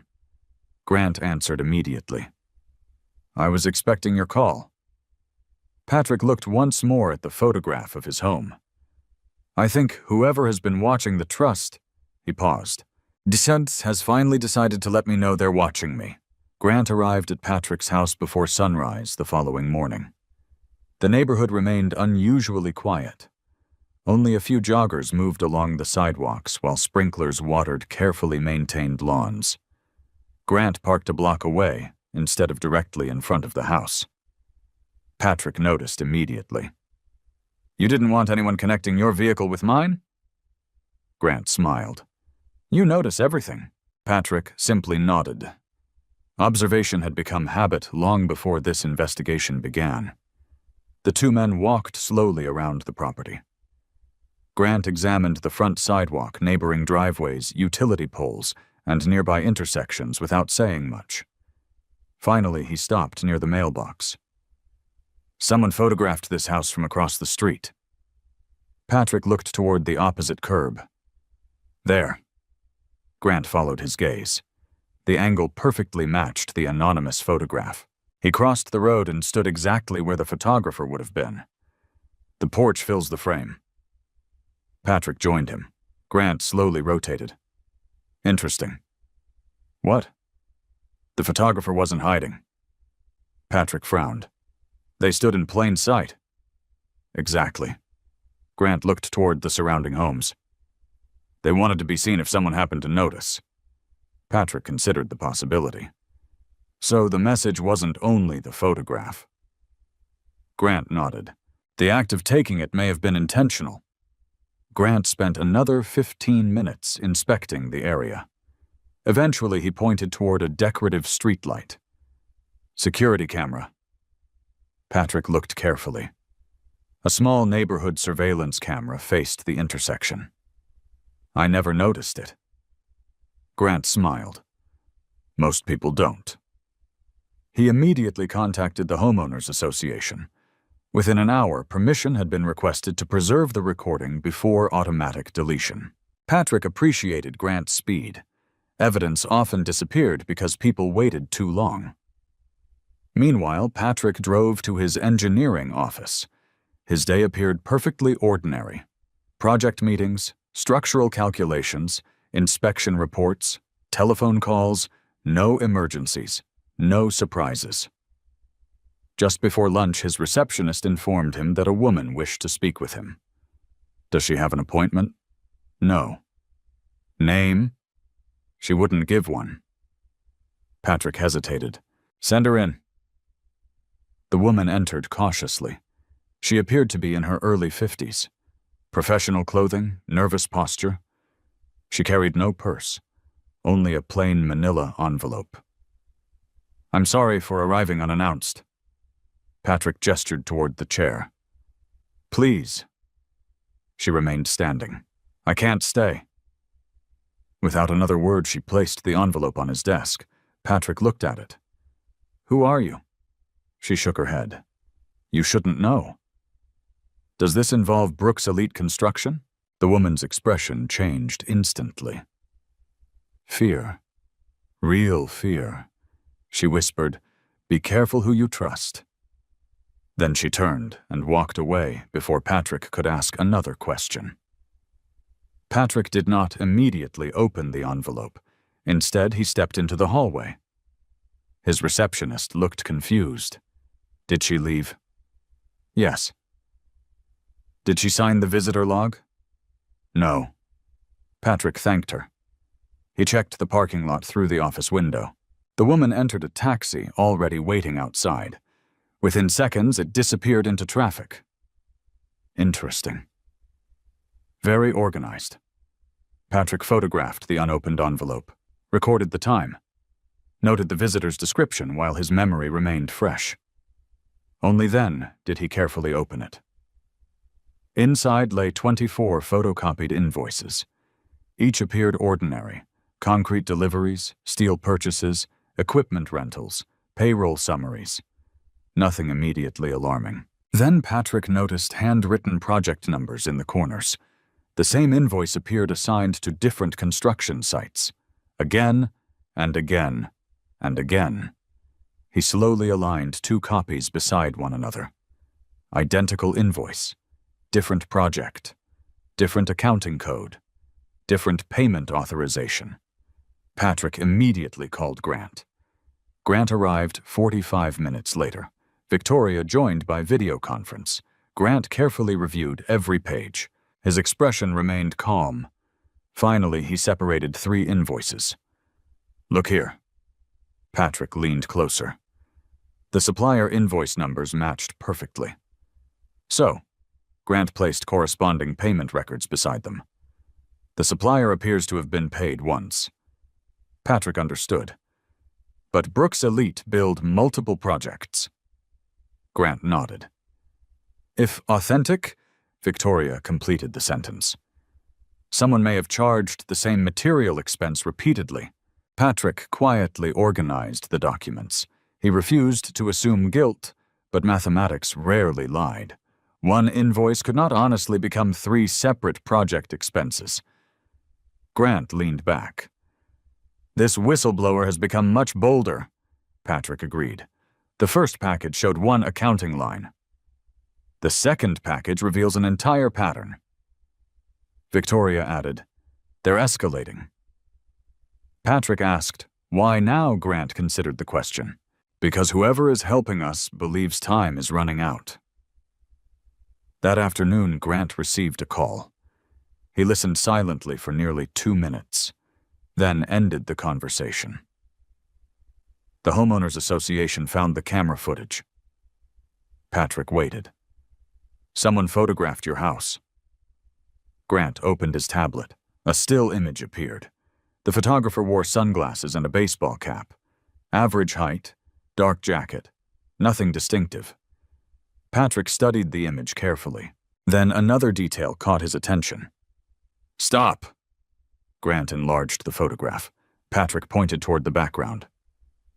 A second person stood beside a black SUV, watching, not taking photographs, watching the photographer. Grant zoomed farther. The image became grainy. Patrick narrowed his eyes. "The vehicle. What about it? I've seen it before." Grant immediately looked at him. "When?" "Robert's birthday." "The SUV parked across the street." Grant nodded slowly. "The rental vehicle." Patrick recognized the same distinctive wheel design and roof rack. Not proof, but enough to justify another question. That evening, Addison prepared dinner unusually early. She seemed distracted. Patrick noticed immediately. "What happened?" She hesitated. "I had lunch with Mom." Patrick quietly waited. "She said Mason has been under enormous pressure." Patrick did not respond.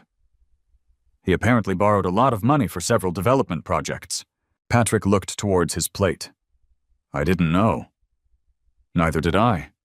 Addison sighed. "She thinks everyone has misunderstood him." Patrick finally spoke. "I hope that's true." Addison looked surprised. "You mean that? Of course." Patrick met her eyes. "I don't want Mason to be guilty of anything." That statement was entirely honest. Evidence existed. Conclusions did not. Not yet. Later that night, Patrick received another message from Grant. No phone call. Only a single text. "Check public redevelopment filings tomorrow morning." Patrick wondered why. The next day, he did exactly that. Among hundreds of routine municipal notices, one newly filed application immediately attracted his attention. Applicant Lakeshore Urban Redevelopment Partners. Purpose acquisition of contiguous residential properties for commercial redevelopment. Patrick opened the attached map. His pulse remained steady, but his thoughts accelerated. The highlighted acquisition zone surrounded his neighborhood. Nearly every property had already been marked as acquired or under negotiation. Only one parcel remained colored differently. His own. Or more precisely, the residence legally owned by the Campbell Property Trust. At the bottom of the filing, another detail appeared. Development consultant Brooks Elite Construction. Patrick stared at the page. Construction. Land assembly. Anonymous trust inquiries. Financing documents. Repeated invoice irregularities. For the first time, separate pieces no longer resembled isolated incidents. They formed the outline of a coordinated strategy. Someone needed his property. Someone needed his professional credibility. And someone had apparently spent months attempting to obtain both without revealing the full plan. Patrick saved the filing into his encrypted archive. Then he noticed one final attachment that had been uploaded only minutes earlier. A revised redevelopment schedule. The first public hearing would occur in exactly 12 days. Grant had been right. Whoever was operating behind the scenes was running out of time, which meant they were likely to become far more dangerous before everything was over. Patrick stared at the redevelopment schedule long after everyone else in the office had gone home. 12 days. That deadline explained the sudden acceleration, the anonymous warnings, the pressure to sign documents, the repeated inquiries about the Campbell Property Trust, even the photograph of his house. Someone had stopped being patient. Patrick closed his laptop. Instead of feeling anxious, he felt unusually calm. Deadlines forced people into mistakes. He intended to let those mistakes reveal themselves.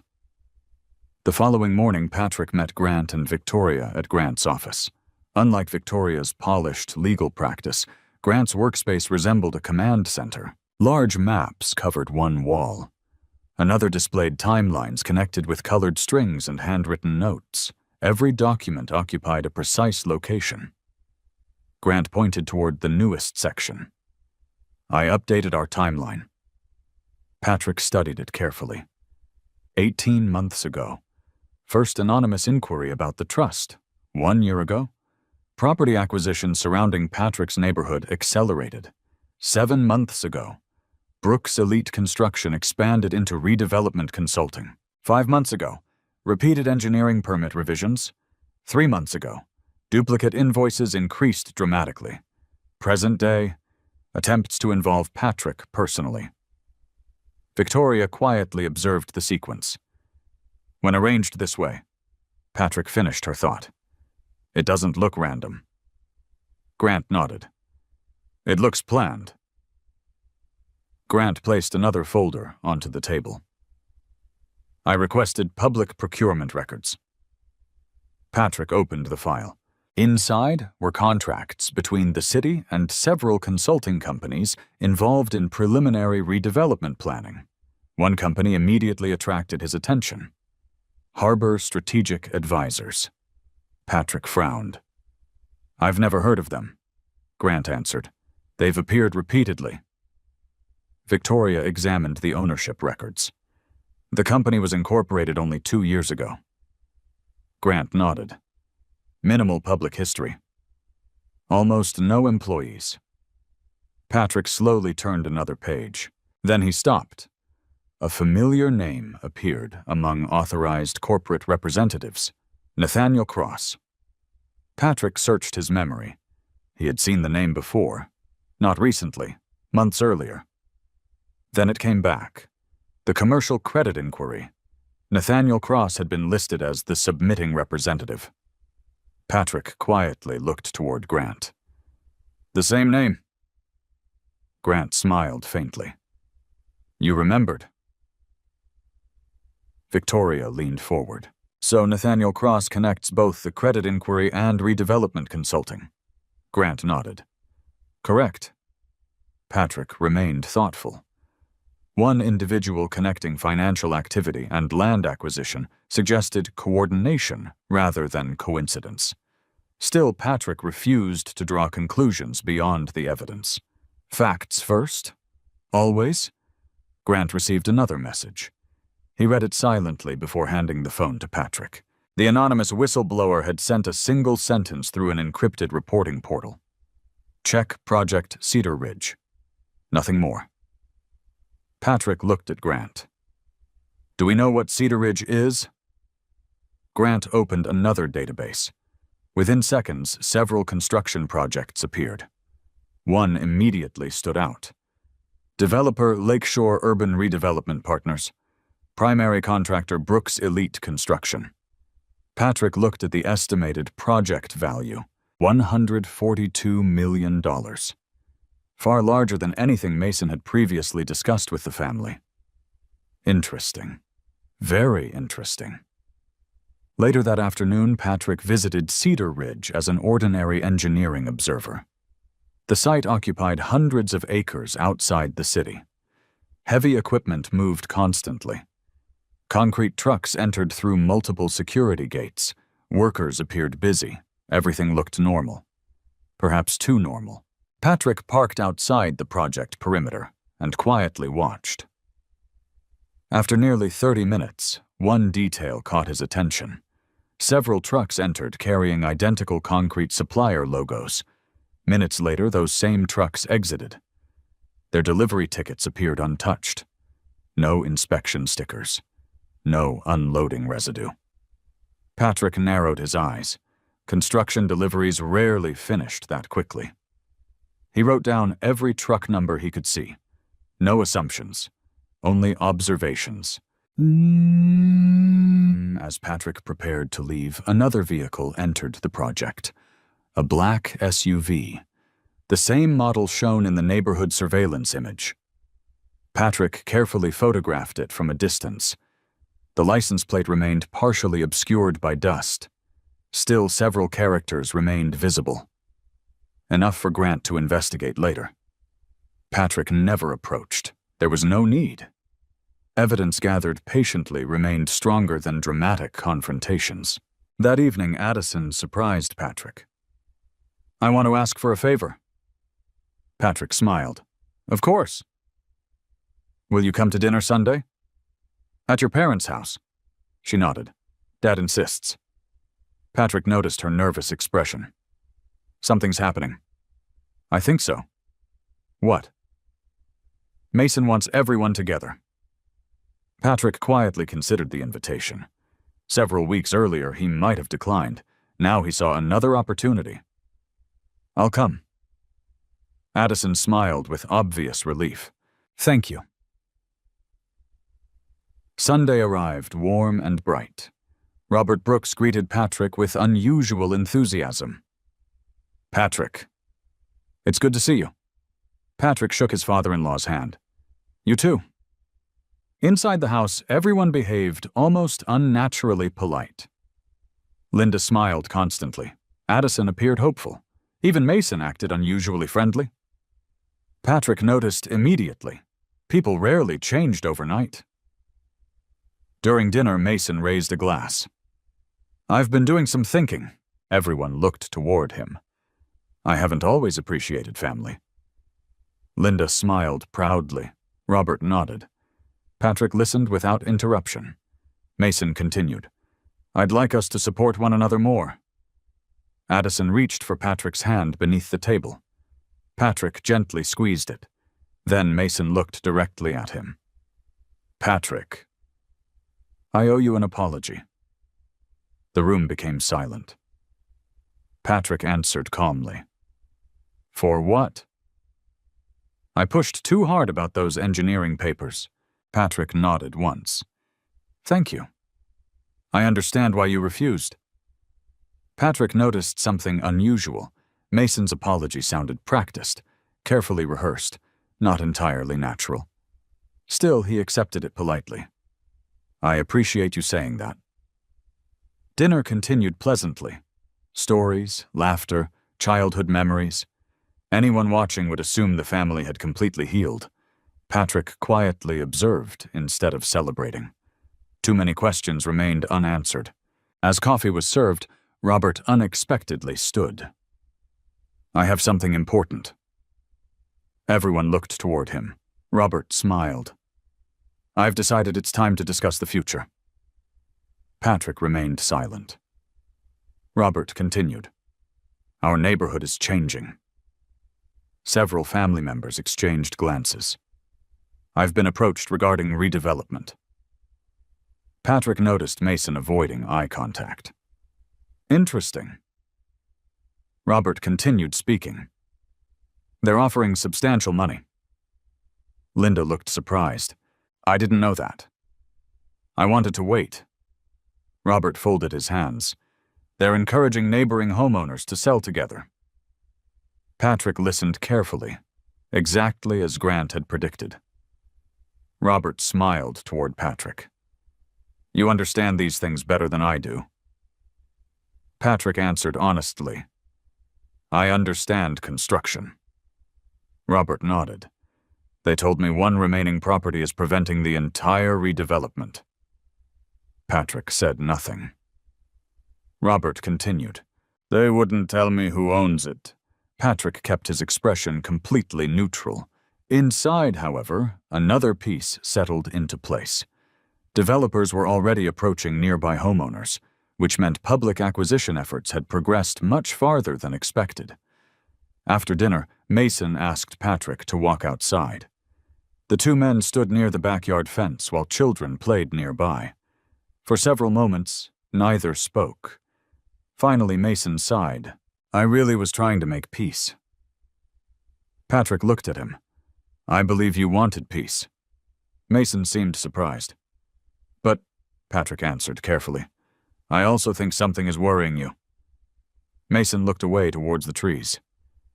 "You ever feel trapped?" Patrick remained quiet. "I've made decisions." Mason rubbed the back of his neck. "Some good, some terrible, Patrick noticed genuine exhaustion in his face. Not arrogance, not anger. Fear, real fear. Before Patrick could respond, Mason's phone rang. He glanced at the screen. His face immediately changed. The color drained from it. Without answering, he quickly silenced the call. "You should take it," Patrick said quietly. Mason shook his head. "No. It can wait." But 30 seconds later, the phone rang again, and again, then a fourth time. Patrick watched silently. Whoever was calling clearly expected an immediate answer. Finally, Mason whispered almost to himself, "They're losing patience." Patrick heard every word. He did not ask who they were, because for the first time he believed Mason might not be the person truly controlling everything. Patrick drove home from Robert's house without speaking. Addison sat quietly beside him. Neither turned on the radio. The silence felt different from the uncomfortable quiet they had shared during the previous weeks. This silence carried questions. Finally, Addison spoke.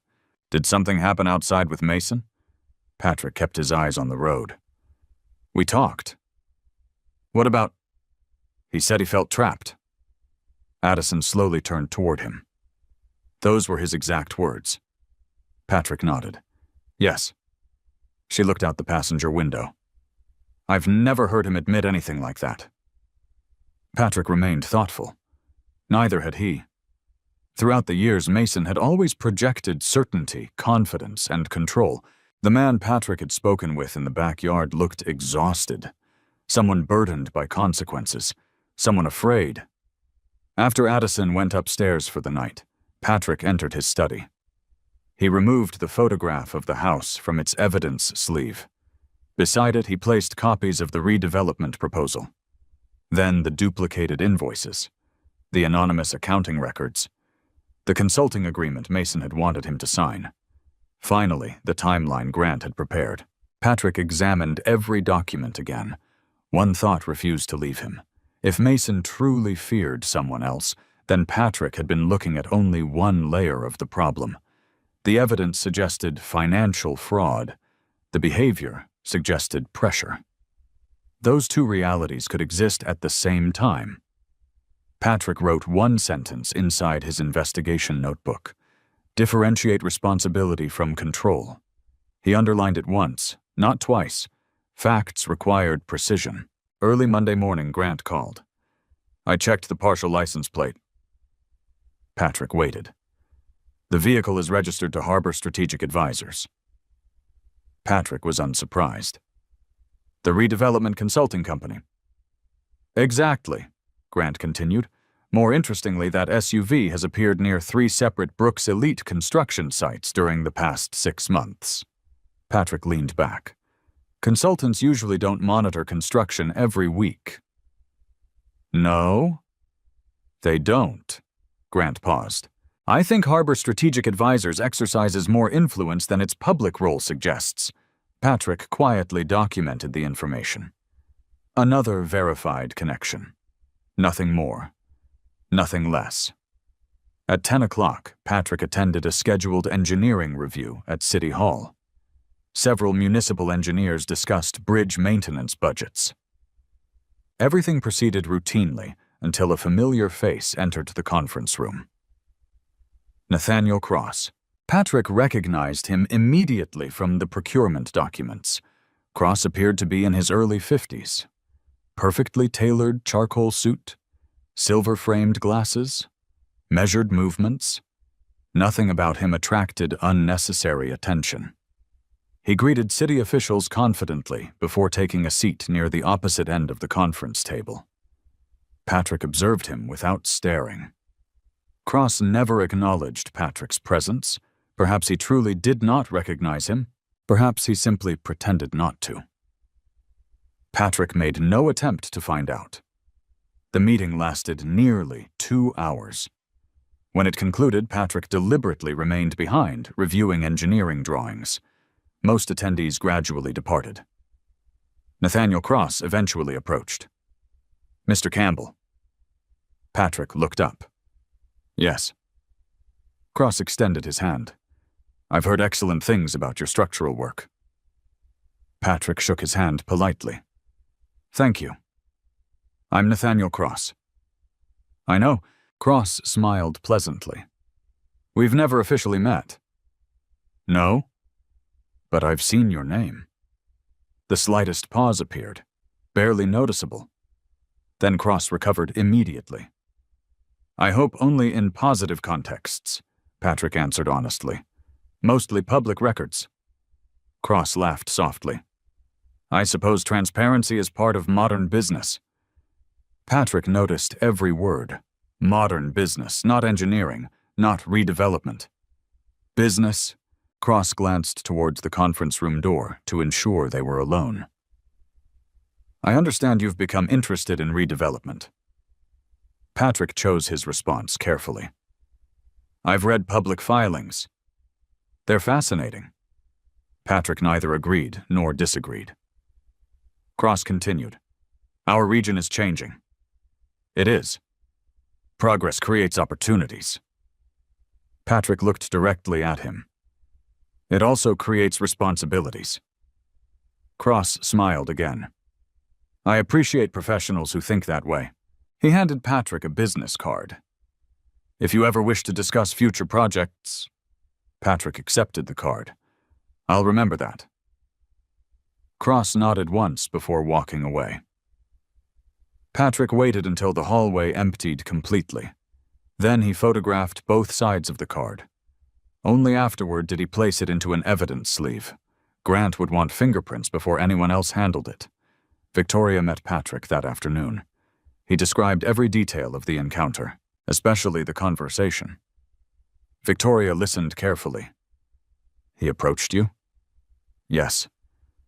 He initiated discussion about redevelopment. Correct. She smiled slightly. Good. Patrick raised an eyebrow. Why? Because you never asked him for anything. Patrick understood. Cross had voluntarily acknowledged Patrick's growing interest. Another documented fact. Another small piece. Grant arrived carrying several folders. I've learned something about Harbor Strategic Advisors. Patrick looked up. They've consulted on 6 redevelopment projects. And? Grant opened the first file. 5 resulted in state investigations. Victoria immediately looked interested. For what? Grant turned several pages. Bid irregularities. Inflated infrastructure costs. Land valuation disputes. Patrick slowly absorbed the information. Were charges filed? Not against Harbor. Only subcontractors. Patrick considered the pattern. A consulting company repeatedly appearing near controversial projects while avoiding direct liability. Interesting, very interesting. Grant unfolded another chart. This concerned Cedar Ridge. Patrick recognized the project immediately. The truck numbers you documented, Grant nodded. We traced every delivery. Patrick leaned closer. Several trucks entered the site. But they never unloaded. Patrick frowned. GPS data confirms it. Victoria looked surprised. Then why enter the project? Grant answered calmly. To generate delivery records? Patrick immediately understood. Invoices, material allocations, repeated billing. The trucks created paperwork without transferring concrete. If verified, the implications extended far beyond accounting mistakes. Patrick quietly added another note. Physical evidence now supports financial documents. That evening, Patrick returned to the neighborhood just before sunset. Instead of entering his driveway, he continued around the block. Twice, then a third time. He wasn't searching for danger. He was searching for patterns. On the third circuit, he noticed the Black Harbor Strategic Advisors SUV parked near a vacant property less than 2 streets away. The engine remained running. 2 occupants sat inside. Neither appeared interested in the vacant house. Their attention remained directed toward the neighborhood entrance. Patrick continued driving naturally. He never slowed, never stared, never acknowledged them. After parking inside his garage, he entered the house through the interior door. Only then did he quietly notify Grant. Less than 20 minutes later, Grant called back. "My team observed the SUV leaving." Patrick listened. It never stopped at the vacant property. Where did it go? Straight to Harbor Strategic Advisors. Patrick looked toward the study window. "So they weren't inspecting real estate?" Grant's voice remained calm. "No. They were watching access." Patrick understood immediately. Watching who entered, watching who left, watching routines, not buildings, people. Patrick wrote one final sentence before closing his notebook for the night. The investigation is no longer following the property. It is following me. As he switched off the study light, Patrick remained completely composed. Someone had decided he represented an obstacle. They still believed they understood the game. What they did not yet realize was that Patrick had spent weeks documenting every move without revealing a single card in return. And for the first time since this investigation had begun, he sensed the balance quietly beginning to shift in his favor. Patrick woke before dawn. His routine never changed. Coffee. 30 minutes reviewing engineering journals. A short walk through the backyard before leaving for work. Consistency cleared his thoughts. As he stood on the patio, he noticed something unusual near the wooden fence. A small white envelope rested beneath one of the flower bushes. Patrick did not touch it. Instead, he photographed the envelope from several angles. He noted the time. Then he put on disposable gloves stored in the garage. Only afterward did he carefully collect it. There was no address, no stamp. Someone had walked onto the property. That fact alone concerned him more than whatever the envelope contained. Inside the study, Patrick slowly opened it. Only one folded sheet of paper lay inside. Typed words covered the center of the page. "Stop looking at Harbor. The fraud is somewhere else." There was no signature. No fingerprints visible to the naked eye. Patrick carefully sealed everything inside an evidence bag before contacting Grant. 20 minutes later, Grant arrived with a forensic technician. The technician photographed footprints near the flower bed. Several impressions appeared surprisingly clear because the sprinklers had softened the soil overnight. Grant examined the envelope. "This is different." Patrick nodded. "They came onto the property." "They're becoming confident," Patrick quietly corrected him. "Or desperate." Grant smiled slightly. "Good point." The forensic technician finished collecting impressions. Before leaving, she quietly spoke to Grant. Grant turned toward Patrick. "The shoe prints are expensive Italian dress shoes." Patrick considered the information. "Not work boots."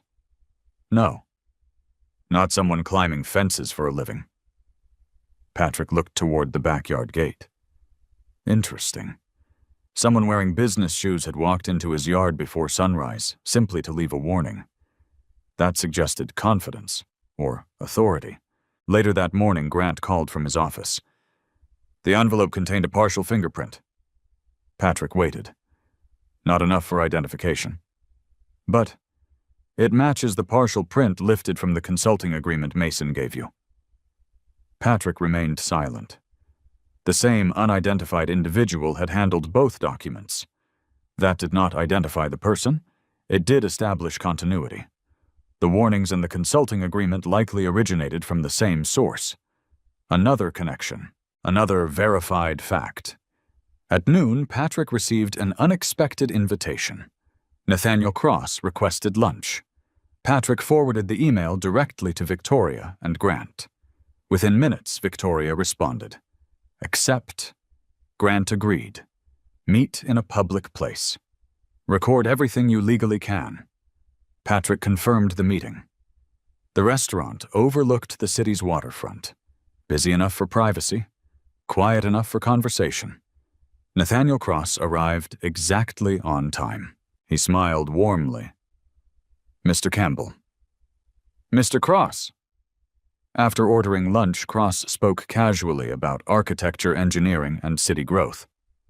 Patrick answered politely while revealing almost nothing. Eventually, Cross leaned forward. "I admire people who think long-term." Patrick simply listened. Cross continued. "Most people focus on today's problems. Very few understand tomorrow's opportunities." Patrick stirred his coffee. "Opportunities usually require preparation." Cross smiled. "Exactly." For several seconds, neither man spoke. Then Cross placed a folded brochure on the table. Lakeshore Urban Redevelopment Partners. Patrick looked at it without opening it. Cross continued calmly. "Our city is changing. I've heard. There will be tremendous wealth created." Patrick finally looked directly at him. "For whom?" Cross's smile never disappeared. "For people willing to cooperate." Patrick opened the brochure. Beautiful architectural renderings filled every page. Luxury apartments, retail districts, parks, restaurants, office towers. Everything appeared impressive. Cross watched him carefully. "You own engineering expertise." Patrick remained expressionless. "I practice engineering, and respected engineers become valuable partners." Patrick quietly closed the brochure. "What exactly are you offering?" Cross answered without hesitation. "An opportunity." Patrick waited. "No numbers." Cross chuckled. "Not today." "No details." "Not yet." Patrick nodded once. "I don't make decisions without details." Cross appeared unsurprised. "I expected that answer." Their meals arrived. The conversation shifted briefly toward construction materials and infrastructure. Cross demonstrated surprising technical knowledge, not enough to be an engineer, enough to communicate effectively with one. Patrick noticed another detail. Cross never once mentioned Mason Brooks. Not by name, not indirectly. Interesting. The largest contractor connected to the redevelopment somehow disappeared from Cross's conversation entirely. Patrick quietly stored that observation away. Near the end of lunch, Cross spoke again. "Have you ever regretted refusing an opportunity?" Patrick answered honestly. "Sometimes." Cross smiled. "I suspect this won't become one of those times." Patrick calmly replied, "That depends on the opportunity." Cross stood. "I hope we'll speak again." "So do I." The two men shook hands. Patrick watched him leave before opening the brochure one final time. A business card slipped from between the pages. Written on the back was a single sentence: "Everything has a price." Patrick photographed both sides immediately, then sealed the card inside another evidence sleeve. That afternoon, Patrick met Grant and Victoria. Grant examined the business card. "He wants you thinking about money." Patrick nodded. "I never mentioned money." Victoria looked thoughtful. "Neither did he." Patrick raised an eyebrow. "The sentence implies it." "Exactly." She smiled slightly. "He wants you to imagine an offer larger than reality." Patrick understood. Expectation could influence negotiation before numbers ever appeared. A psychological tactic. Grant interrupted. "I have news." He connected his laptop to the conference room monitor. Several financial transfers appeared. These came from Harbor Strategic Advisors. Patrick leaned closer. "They're paying Brooks Elite Construction." Grant nodded. "But that's not unusual." Patrick waited. Grant highlighted another series of transfers. "These payments occur immediately before large consulting invoices." Victoria studied the sequence. "Money enters. Money exits," Grant continued. "The timing repeats across multiple projects." Patrick quietly observed the pattern. Again, no accusations. Only verified financial movement. But repetitive patterns often mattered more than isolated transactions. Before anyone spoke further, Grant received another encrypted message from the anonymous whistleblower. Only 4 words appeared. Warehouse 17. Tonight. Patrick looked toward Grant. Trap? Possibly. Victoria immediately shook her head. Neither of you goes alone. Grant agreed.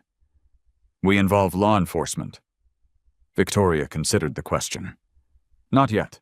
We still don't know whether this source is helping us or manipulating us. Patrick quietly reflected. She was right. Evidence required verification regardless of its source. That evening, shortly before sunset, the 3 met several blocks away from Warehouse 17. The building stood inside an aging industrial district. Many neighboring warehouses had already been abandoned. Grant had arranged discreet surveillance. 2 retired investigators watched the surrounding streets from separate vehicles. Patrick appreciated the caution. No one rushed inside. No one assumed anything. They observed. At exactly 8:15 p.m., a black luxury sedan entered the warehouse lot. Nathaniel Cross stepped out. Minutes later, another vehicle arrived. Mason Brooks. Patrick watched silently through binoculars. The 2 men greeted each other. There was no handshake, only a tense exchange lasting several minutes. Mason repeatedly shook his head. Cross remained remarkably calm. Finally, Cross handed Mason a thick folder. Mason accepted it reluctantly. Then Cross pointed toward the city skyline before returning to his vehicle. Mason remained standing alone in the parking lot long after the sedan disappeared. Even from a distance, Patrick could see him lower his head into his hands. Grant quietly whispered, "He doesn't look like the man giving orders." Patrick never answered. He simply continued watching. For the first time, he had witnessed Mason receiving instructions instead of issuing them, and that single observation changed the entire direction of the investigation. Grant refused to move until both vehicles had disappeared from the warehouse parking lot. Only then did he lower his binoculars. "We wait another 10 minutes," Patrick agreed without hesitation. Victoria remained inside the surveillance vehicle, reviewing the photographs they had already taken. No one spoke. Silence prevented careless decisions. Exactly 11 minutes later, Grant checked his watch. "Let's go." The 3 crossed the nearly empty parking lot under the dim glow of aging security lights. Warehouse 17 looked abandoned. Broken windows lined the upper walls. Rust covered the sliding steel doors. Yet fresh tire tracks marked the gravel entrance. Patrick noticed them immediately. "They've been here recently." Grant nodded. "Frequently." The main warehouse door stood partially open. Grant stopped everyone before entering. He photographed the doorway. The lock, the hinges, fresh scratches surrounded the padlock despite the building appearing deserted. Someone had opened and closed it many times. Grant quietly entered first. Patrick followed.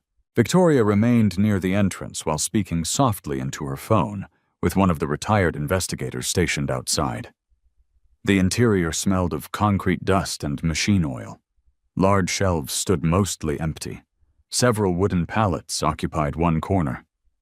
Nothing immediately suggested criminal activity. Patrick slowly scanned the building. Observation before movement, always. Near the center of the warehouse stood a folding table. Grant approached carefully. 3 disposable coffee cups remained there. Still warm. Patrick touched nothing. Grant photographed every item.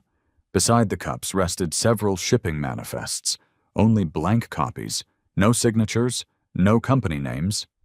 Interesting. Almost as if someone expected documents to be completed later. Patrick slowly walked toward the rear loading area. His flashlight swept across the concrete floor.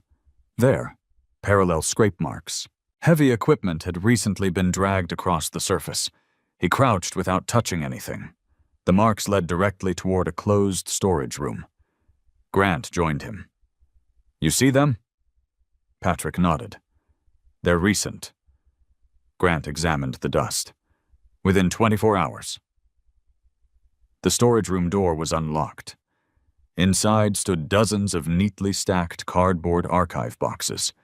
Each carried printed inventory labels, municipal permits, environmental assessments, utility relocation plans, road expansion surveys. Patrick read several labels carefully. Every project belonged to neighborhoods scheduled for redevelopment. Grant photographed each stack. Victoria quietly entered. "This is a document repository." Patrick slowly opened one box. Inside lay duplicate permit applications. Several versions existed for the same property. Each carried different approval dates, different revision numbers. Some appeared official, others looked incomplete. Patrick carefully compared two copies. One engineering signature matched his own formatting style, yet it was not his signature. His expression never changed, but his thoughts became sharper. Someone had studied how engineers documented approvals. Grant immediately noticed Patrick's reaction. "What is it?" Patrick handed him both pages. "The spacing." Grant looked confused. Patrick pointed quietly. "I always initial revisions beside the stamp. This copy places initials underneath." Victoria examined both documents. "So it's forged," Patrick answered carefully. "I can only say I did not sign this version." Facts. Nothing beyond them. Grant photographed every page before returning them exactly where they had been found. No evidence would be disturbed unnecessarily. As Patrick closed the archive box, something small slid onto the floor. A metallic access card. Plain gray. No company logo. Only one printed number. A117. Grant picked it up with evidence tweezers. "No fingerprints visible." Patrick looked around the warehouse again. "If this opened something nearby," Grant finished the thought, "then whoever dropped it may not know it's missing." Before they could investigate further, Victoria raised her hand. "Listen." The faint sound of an engine echoed outside. All three immediately switched off their flashlights. Headlights slowly illuminated the warehouse entrance. "Another vehicle," Grant whispered. "Back room." They moved silently behind stacks of storage boxes. The vehicle stopped outside. Doors opened. Footsteps entered the warehouse. Patrick counted silently. 1, 2, 3 individuals. The voices remained too quiet to identify. One flashlight beam crossed the empty floor. Another swept across the folding table. A man's voice finally spoke. "The meeting's over." Another answered. "I know." "The boxes? They stay." Patrick recognized neither voice. Both sounded calm, professional, businesslike, not nervous. The first man walked closer to the storage room. Patrick remained perfectly still. Only a stack of archive boxes separated them. The flashlight beam briefly crossed the doorway before moving away again. "Where's Mason?" He already left. "And Cross?" "Gone." Several seconds passed. Then another sentence froze everyone behind the boxes. "What about Campbell?" Patrick neither moved nor reacted. The reply came immediately. "He still doesn't understand." Patrick quietly stored every word in memory. Not an assumption, a direct statement. The conversation continued. Did he accept? No. He asked too many questions. A brief pause followed. Then the first man laughed softly. "He'll sell eventually." Patrick remained expressionless. Only his thoughts shifted. Sell. They believed he owned the property personally. The Campbell Property Trust remained hidden. That misunderstanding might become valuable. The footsteps gradually moved toward the loading dock. A vehicle door slammed. Another. Moments later, the engine faded into the distance. Grant waited another full 5 minutes before speaking. "They're gone." Victoria exhaled quietly. "I recorded everything." Patrick looked toward her. Audio. She nodded. Every clear sentence. Grant smiled. Excellent. They returned to the folding table. Grant examined fresh footprints left by the visitors. 3 different shoe patterns. One matched the expensive Italian sole photographed earlier at Patrick's backyard. The second resembled heavy work boots. The third appeared almost new. Athletic shoes. Grant documented each carefully. Patrick noticed another detail. One coffee cup had disappeared. The visitors removed it before leaving. Interesting. Someone remained conscious of forensic evidence. Professional caution. The access card still rested inside its evidence bag. Grant studied the printed number. A117. Patrick looked toward the rear wall. Rows of electrical cabinets lined the building. Each displayed similar numbering. A101, A102, A103. Grant followed Patrick's gaze. You think? Patrick nodded once.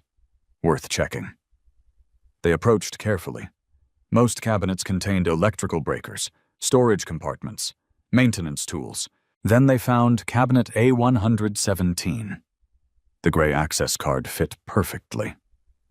Grant opened the compartment slowly. Inside sat a small encrypted external hard drive. Nothing else. No papers, no labels, only the drive. Victoria looked toward Patrick. Someone hid this. Grant sealed the device inside an evidence bag without attempting to connect it. We don't open it here. Patrick agreed completely. Chain of custody mattered. Back at Grant's office, a certified digital forensic specialist arrived within the hour. Every step followed documented procedure. The hard drive was photographed, serial numbers recorded, a forensic image created before anyone viewed the contents. Patrick appreciated the discipline. Good evidence survived courtroom scrutiny. Bad evidence collapsed under it. Finally, the specialist opened the copied drive. Hundreds of folders appeared: construction budgets, land acquisitions, consulting contracts, insurance claims, photographs, email archives. Then one folder immediately caught Grant's attention. Campbell. Patrick slowly leaned forward. Inside were dozens of files bearing his name: credit reports, professional licenses, engineering certifications, public speaking schedules, property tax searches, even photographs taken outside his office months earlier. Patrick remained outwardly calm. Inside, one realization settled with unmistakable clarity.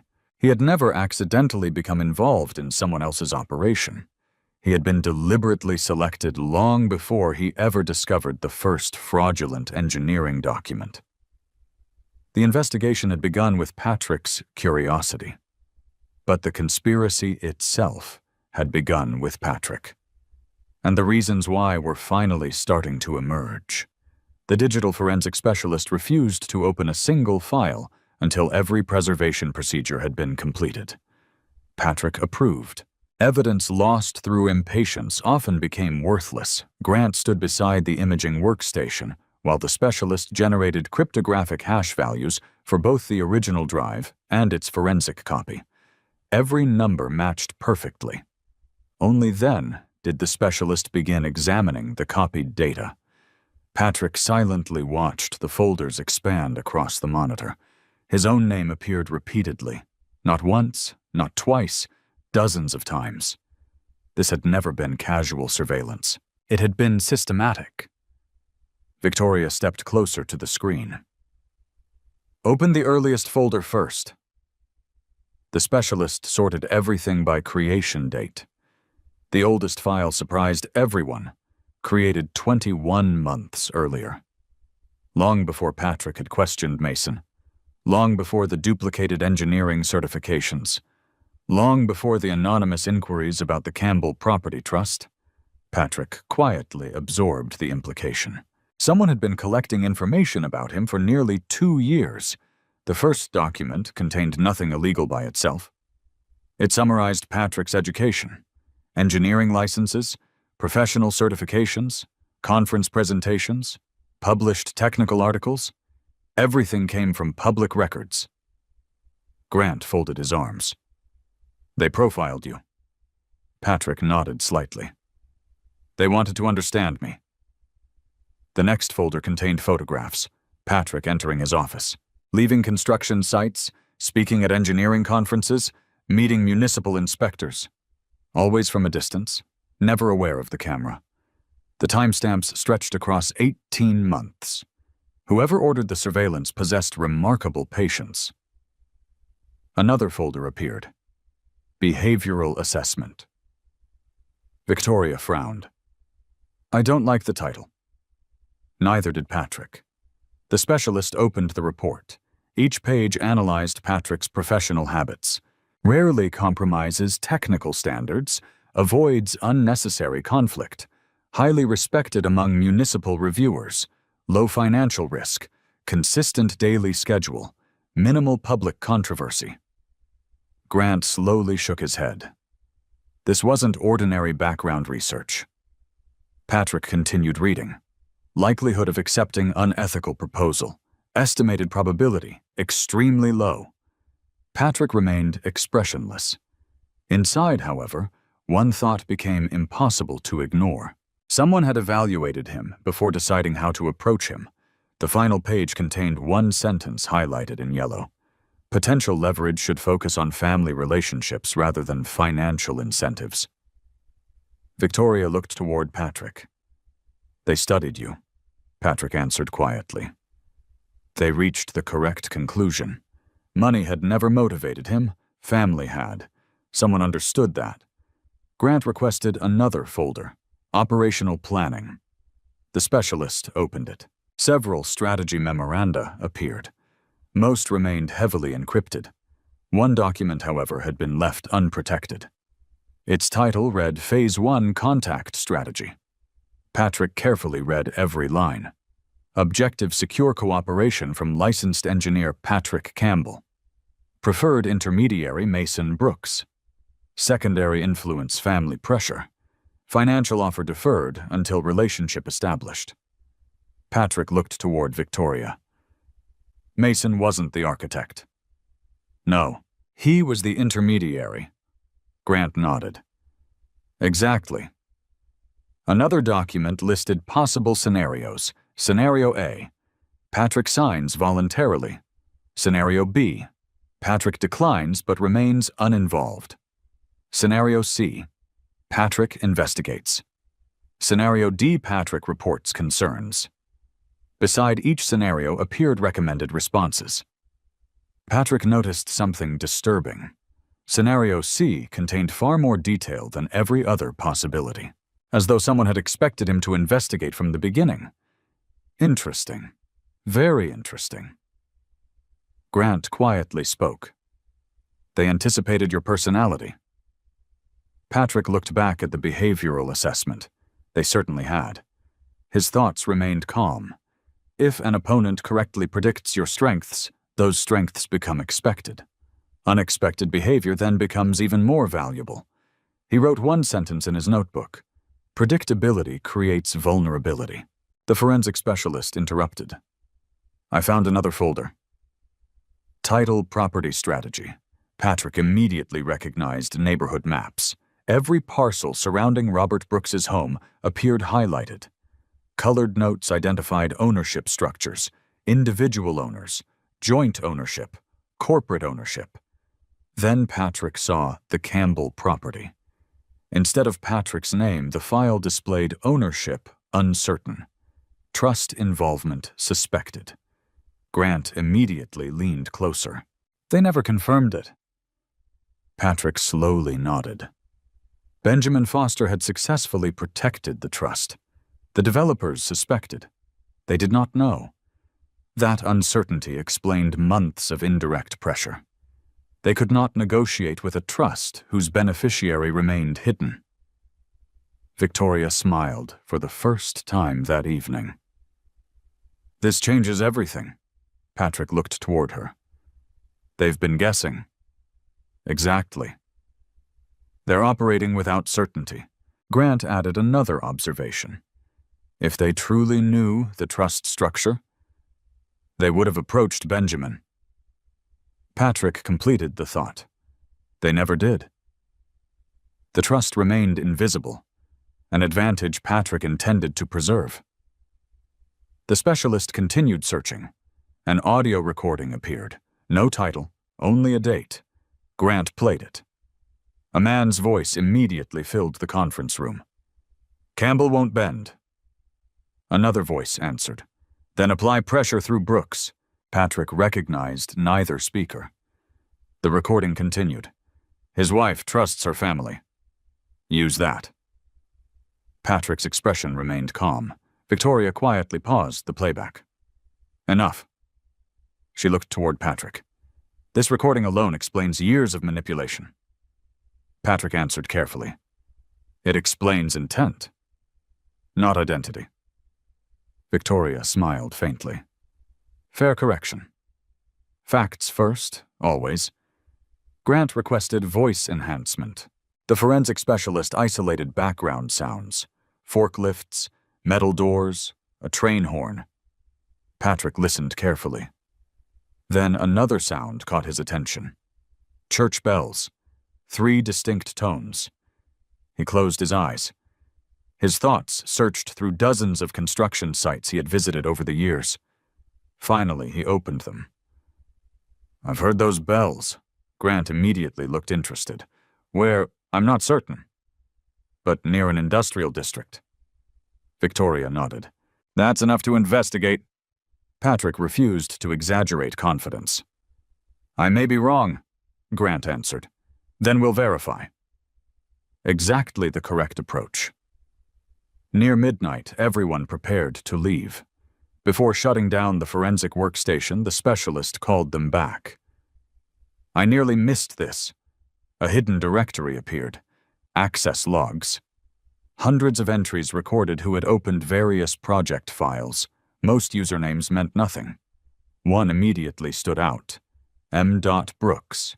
Another, N-Cross. Then a third. Administrator. No personal name. Only administrator. Patrick quietly observed the timestamps. Mason accessed documents regularly.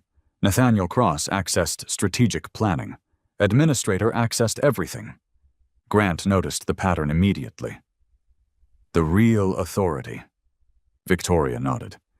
The person with unrestricted access. Patrick studied the login history. Administrator rarely appeared during normal business hours. Most activity occurred between 1 and 4 o'clock in the morning. Someone preferred working unseen. Interesting. As Patrick drove home, the city streets remained almost empty. His thoughts organized themselves carefully. Mason had recruited him. Nathaniel Cross had negotiated with him. Neither appeared to control the operation. Instead, every document pointed toward someone still hidden: administrator, unknown, unidentified, possessing unrestricted authority. The realization did not discourage Patrick. It clarified the investigation. The visible figures had never represented the entire structure. They represented only the layer intentionally exposed. When he arrived home, he found Benjamin Foster waiting quietly inside the living room. Patrick had not expected him. Benjamin stood as Patrick entered. "I apologize for the hour." Patrick set his briefcase down. "You wouldn't come this late without reason." Benjamin's usually composed expression appeared unusually serious. "I received another inquiry about the Campbell Property Trust today." Patrick remained silent. Benjamin continued. "This time," he paused before finishing the sentence, "they didn't ask who owned the trust." Patrick looked directly at him. Benjamin's voice became even quieter. "They asked whether the beneficiary was still alive." Patrick felt a chill unlike anything he had experienced since the investigation began. Someone was no longer trying merely to identify him. Someone had begun asking whether he could be removed from the equation entirely. Benjamin's words lingered in the room long after he finished speaking. They asked whether the beneficiary was still alive. Patrick remained completely still. Only his thoughts moved. That question served no legitimate business purpose. No property acquisition required confirmation of someone's survival before negotiations. Whoever had asked already understood that the beneficiary, not simply the property, represented the obstacle. Grant arrived less than 20 minutes later. Benjamin repeated the conversation exactly as it had occurred. No embellishment, no assumptions, only facts. Grant listened carefully before asking a single question. Did they identify themselves? Benjamin shook his head. They claimed to represent an estate planning firm. Did they provide a company name? Yes. Grant immediately searched the firm's registration. 30 seconds later, he looked up. It doesn't exist. Patrick expected as much. Victoria joined the meeting through a secure video call. Grant summarized everything. She remained silent until he finished. From this point forward, she said calmly, we assume Patrick is no longer merely being observed. Grant nodded. We increase physical security. Victoria agreed. And we document every contact. Patrick listened. Both recommendations were reasonable. Neither altered his daily routine. He had no intention of allowing fear to dictate his behavior. Predictable courage differed from reckless confidence. He intended to practice the first while avoiding the second. Benjamin reached into his leather briefcase. I brought something. He removed a sealed envelope bearing the Campbell Property Trust crest. I never intended to show you this until much later. Patrick accepted it. The paper inside appeared decades old. It contained a handwritten letter from Patrick's late grandfather, Benjamin quietly explained. He instructed the trustees that if anyone ever attempted to acquire the property through intimidation, rather than negotiation, this letter should be shown only to the beneficiary. Patrick carefully unfolded the page. The handwriting was unmistakably his grandfather's. If you are reading this, someone values this land more than they value honesty. Remember this above everything else. Land can be replaced. Integrity cannot. Never surrender either without understanding why someone wants them so badly. Patrick slowly folded the letter again. His grandfather had anticipated conflict. Perhaps not this exact conspiracy, but conflict nonetheless. The following morning, Patrick left for work at his usual time. Grant's investigators remained nearby without making themselves obvious. Patrick neither acknowledged nor searched for them. Routine itself remained part of the strategy. Halfway to the engineering office, Patrick noticed a silver sedan merging behind him. Nothing unusual. 3 intersections later, it remained there, still ordinary. After another 10 minutes, however, the sedan copied every lane change. Patrick made no sudden movements. Instead, he followed a route requiring several unnecessary turns before returning toward downtown. The sedan followed each one. Patrick quietly activated the secure hands-free line. Grant, I'm here. I may have surveillance. Grant's voice remained calm. Vehicle description? Patrick provided the license plate, color, make, model. Grant answered immediately. Continue driving normally. No confrontation. I wasn't planning one. 7 minutes later, Grant called again. The plate belongs to a rental company. Patrick was unsurprised. Occupied. 2 individuals. Our team has visual confirmation. Patrick continued driving. The sedan maintained its distance. Never aggressive. Never careless. Professional. Instead of driving directly to his office, Patrick entered the parking structure of a large public hospital. Hundreds of vehicles entered and exited each hour. Perfect for observation. He parked on the 4th level. The silver sedan entered less than 2 minutes later. It drove past his vehicle once, twice, then exited without stopping. Grant's investigators remained outside. They're leaving, Grant reported. They confirmed your location. Patrick quietly considered that sentence, not trying to approach him, only confirming movement, collecting routine. Again? At lunch, Patrick met Addison at a nearby cafe. She smiled as she sat across from him. "You've seemed distracted lately." Patrick looked at her kindly. "I've had a complicated project." She laughed softly. "Engineering, something like that." She reached across the table and squeezed his hand. "I'm proud of you." Patrick smiled. Those simple words reminded him exactly why he had refused every shortcut placed before him. Their conversation shifted toward ordinary subjects. Weekend plans, Robert's health, Linda's garden. For nearly 40 minutes, life resembled normality. Then Patrick noticed someone outside the cafe. Nathaniel Cross. He never entered. He simply walked past the front window. He looked toward Patrick for less than a second, then continued down the sidewalk. Patrick never reacted outwardly. Inside, however, his thoughts sharpened. Coincidence remained possible. Probability, however, continued shrinking. That afternoon, the forensic specialist contacted Grant with unexpected news. The deleted files. Grant immediately placed the call on speaker. "What about them?" "We recovered fragments." Patrick leaned forward. "Anything useful?" "Very." The specialist emailed several reconstructed documents. One file contained minutes from an internal planning meeting. Most names had been deleted. One paragraph remained intact. Engineering endorsement impossible without Campbell. Alternative candidates rejected due to insufficient public credibility. Patrick quietly reread the sentence. Not engineering expertise, public credibility. That distinction mattered. Someone wanted his reputation more than his technical knowledge. Victoria arrived shortly afterward.